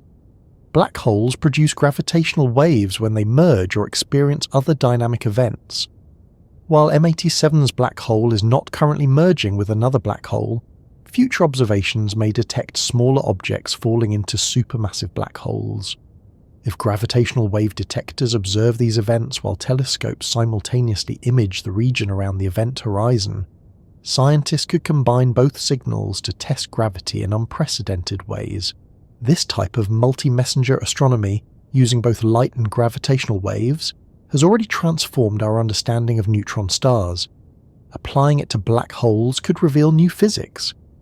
The future of black hole observation also includes improvements in computational power. The algorithms used to create images from interferometric data are improving rapidly. As computing power increases, these algorithms will become more capable of reconstructing fine details. They will also be better at incorporating physical models into the reconstruction process. Instead of simply converting raw data into an image, future algorithms might incorporate information about the plasma's behavior, the magnetic fields, and the expected shape of the photon ring. This could make future images sharper, cleaner, and more physically meaningful. Machine learning and artificial intelligence also play a role here. Researchers are already developing systems that can assist in reconstructing black hole images, identifying patterns in the data, and comparing observational results to simulations. These tools can accelerate analysis and reduce uncertainty. They can also identify subtle features in the data that might otherwise go unnoticed. As new instruments and methods emerge, scientists also expect to observe black holes over longer timescales. Right now, the Event Horizon Telescope captures static images, but black holes are active, changing objects. Gas clouds move, magnetic fields shift, hotspots orbit around the event horizon, jets fluctuate in brightness. By observing black holes repeatedly over months, years, or decades, scientists can create time-lapse sequences. These sequences would show how matter moves near the event horizon. They would reveal how black holes change over time. They would help answer questions about stability, variability, and long-term evolution. Another exciting direction involves observing entirely new black holes. So far, the Event Horizon Telescope has focused primarily on M87 and Sagittarius A/Esens, the black hole at the centre of the Milky Way. But the universe contains many other supermassive black holes, some of which may be excellent candidates for observation. Black holes with strong jets, clear lines of sight, or bright accretion flows could reveal different types of behaviour. Observing multiple black holes would allow scientists to compare them, identify patterns, and refine theories about how these objects form and evolve. Some black holes may have different spin rates, different environmental conditions, or different feeding patterns. These differences could reveal how black holes influence their galaxies and how galaxies influence their black holes. Each new target observed would add to the broader understanding of these massive objects. Future instruments may also allow scientists to observe the region inside the accretion disk more clearly. Right now, the bright emission from the disk blends with the light forming the ring. Higher frequency observations and improved resolution could separate these components, revealing the structure of the plasma and the patterns of motion within the disk. This would help scientists understand how matter spirals toward the event horizon, how magnetic fields twist, and how jets are launched. One of the more ambitious future directions involves using interferometry at even shorter wavelengths, infrared or optical. This would require entirely new technology, because the precision needed to synchronize optical telescopes across large distances is extremely demanding. But if this becomes possible, the resolution of images could increase dramatically. In theory, optical interferometry across Earth-sized baselines could produce resolutions far beyond anything currently achievable. Images of black holes would reveal even finer details, perhaps the structure of the photon ring, the shape of the space-time warp, or the motion of individual hotspots. This might sound like science fiction, but early experiments in optical interferometry have already begun. Instruments like the gravity interferometer at the Very Large Telescope have shown that extremely precise optical observations are possible when multiple telescopes work together. Applying similar methods on global scales remains a long-term goal, but one that scientists are actively exploring. Another future development involves improving our understanding of the environment around black holes through laboratory experiments. While we cannot replicate the extreme gravity of an event horizon, we can recreate similar plasma conditions, magnetic field interactions, and turbulence patterns in controlled settings. These experiments help refine simulations and make predictions more accurate. The combination of laboratory studies, simulations, and observational data creates a loop of understanding that strengthens theories over time. As you settle into this idea, imagine how many different pieces of technology, theory, and collaboration come together in the future of black hole observation. Each advancement builds on the last. Each improvement adds clarity.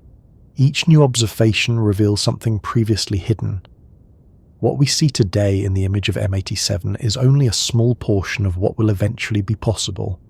One of the most intriguing directions involves studying black holes not only as astrophysical objects, but also as tools for understanding fundamental physics. The extreme gravity near the event horizon allows scientists to test theories of quantum gravity, investigate the structure of spacetime, and explore questions about the nature of information. As instruments improve, these tests will become more precise.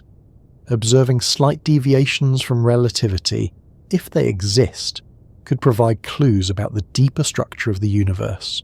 Another path forward involves pairing black hole observations with cosmology.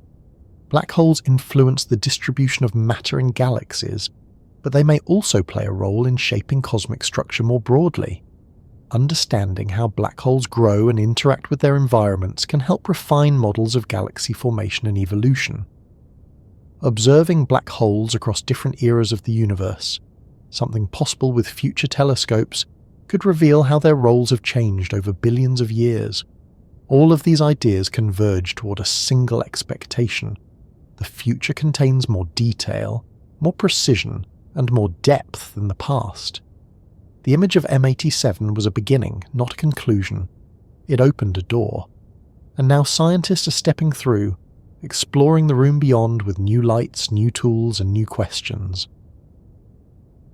As we move into the final stretch of this long, steady journey through M87 and everything it has shown us, there's a soft shift in the pace. Not a stop, not a conclusion, but the kind of gradual slowing that happens when you've been walking for a long time and start to notice the world settling around you.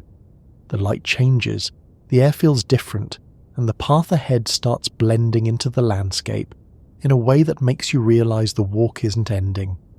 It's simply becoming quieter. That's the kind of closing we approach now, a gentle one. A closing that leaves space for the story to keep going long after these words fade into the background. Throughout all the time we've spent exploring this black hole at the center of M87, the story has looped outward from the edge of the event horizon, into the galaxy surrounding it, out into the universe, and back again into the details of light, matter, and gravity. And now, as we step into this final part, the focus drifts back toward the boundary that began this journey, the place where light is bent into a glowing ring, where space-time curves so deeply that even photons struggle to escape, and where the universe reveals both what we understand and what remains unknown.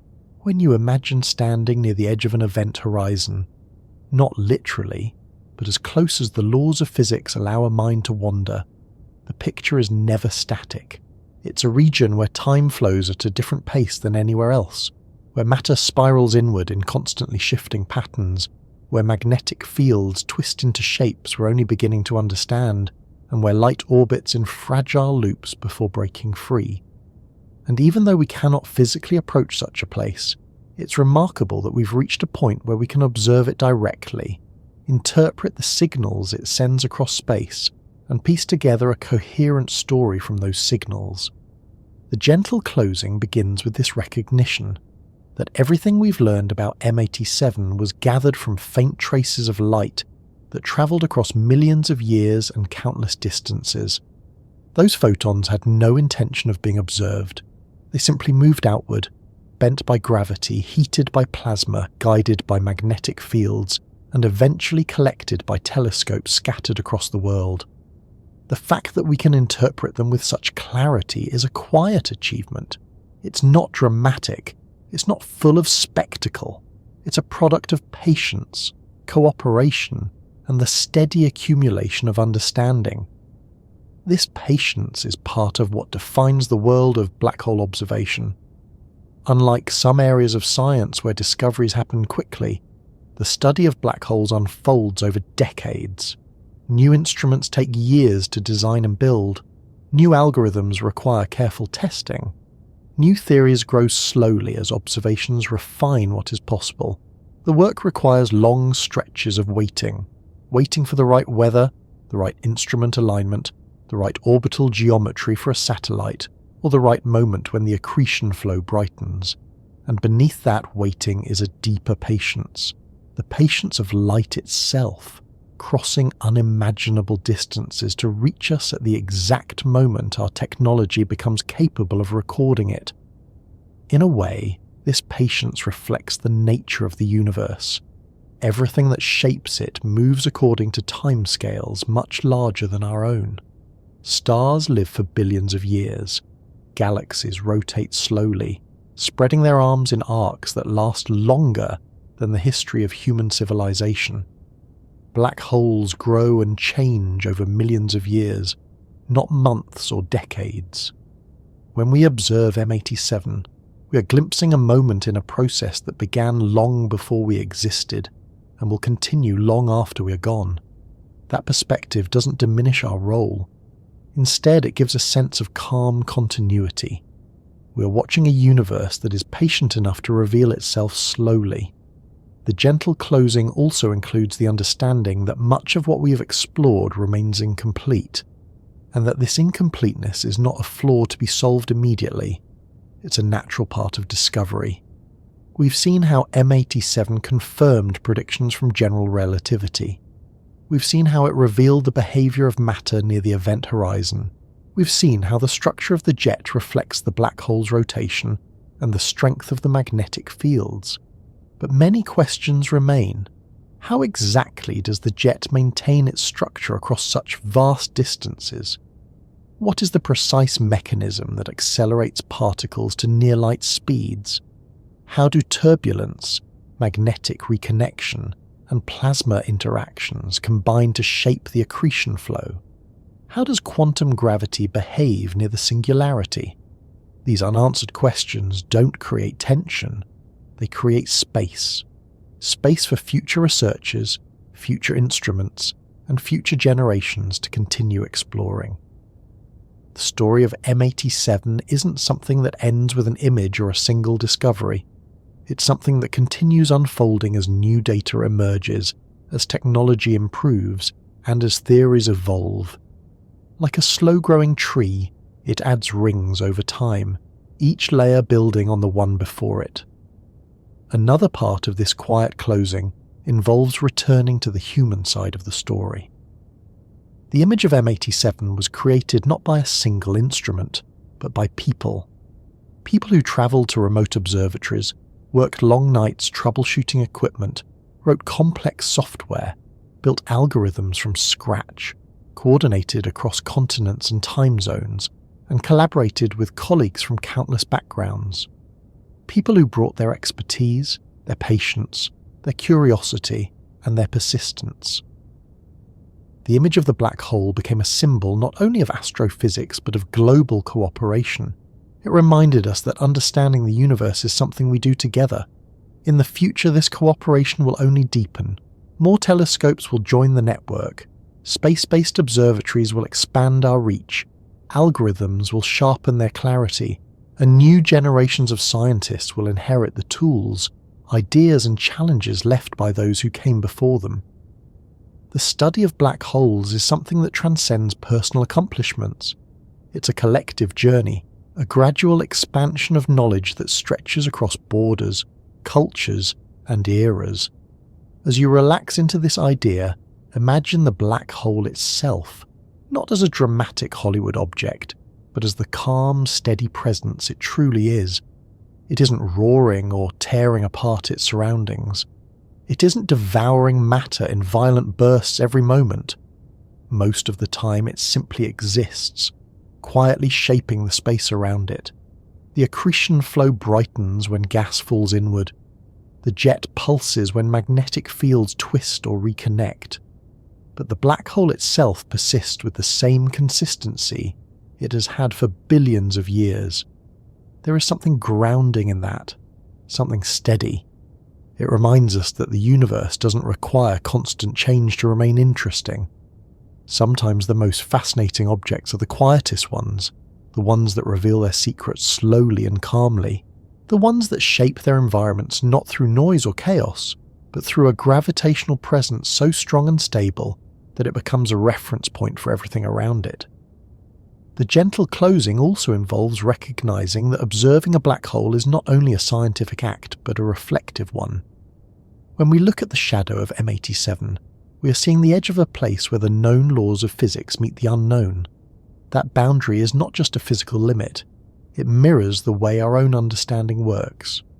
We move forward step by step, learning what we can, acknowledging what we cannot yet explain, and gradually expanding the sphere of the known. The event horizon becomes a metaphor, not in a poetic or abstract sense, but in a grounded one. A recognition that even the most advanced instruments have limits, and that these limits guide future exploration. As you settle further into this closing, you might think about how the story of M87 affects the way we see the universe as a whole. It reminds us that even in the vastness of space, light finds its way across unimaginable distances. It reminds us that the universe leaves clues everywhere. Patterns in radiation, shifts in frequency, traces in magnetic fields, arcs in jet structures, and rings of light shaped by gravity. It reminds us that the universe is not silent. It is full of signals, waiting for instruments sensitive enough to detect them and minds patient enough to interpret them. It also reminds us that our place within the universe is not insignificant. We are small in physical size, and our lifetimes are short compared to cosmic timescales. Yet we've built tools that extend our senses across millions of light years. We've developed equations that describe the behavior of spacetime itself. We have created collaborations that span the entire globe. And we have taken the light from a distant galaxy and turned it into understanding. That ability is one of the quiet triumphs of our species. This final part of the journey with M87 also carries a sense of calm continuity. The black hole will continue shaping its galaxy long after these words are spoken. The jet will continue shining across space. The accretion flow will continue swirling. The ring of light will brighten and dim with the movement of gas, and future observers will continue gathering data, refining theories, and expanding what we know. The story of M87 is not one with a final chapter. It's a story that stretches into the future, always open-ended. As we drift toward the end of this narration, the outlook is peaceful. Nothing abrupt happens here. No sharp ending, no sudden shift. Just a soft settling, like the quiet after a long conversation. The universe continues on its own schedule, and we continue moving through it, learning at a pace that mirrors the slow drift of galaxies across the sky. You can picture the black hole now not as a distant threat or a frightening concept, but as a presence, a stable, a grounded structure in the fabric of space-time, a place where gravity is strong enough to shape light into a glowing ring. A reminder that the universe contains extremes, but that these extremes can be understood with patience and collaboration. And as this story comes to rest at the edge of the event horizon, the calm remains. The journey doesn't end. It simply settles into the background, ready to be picked up again whenever curiosity returns, quiet, steady, and waiting in the glow of a distant galaxy.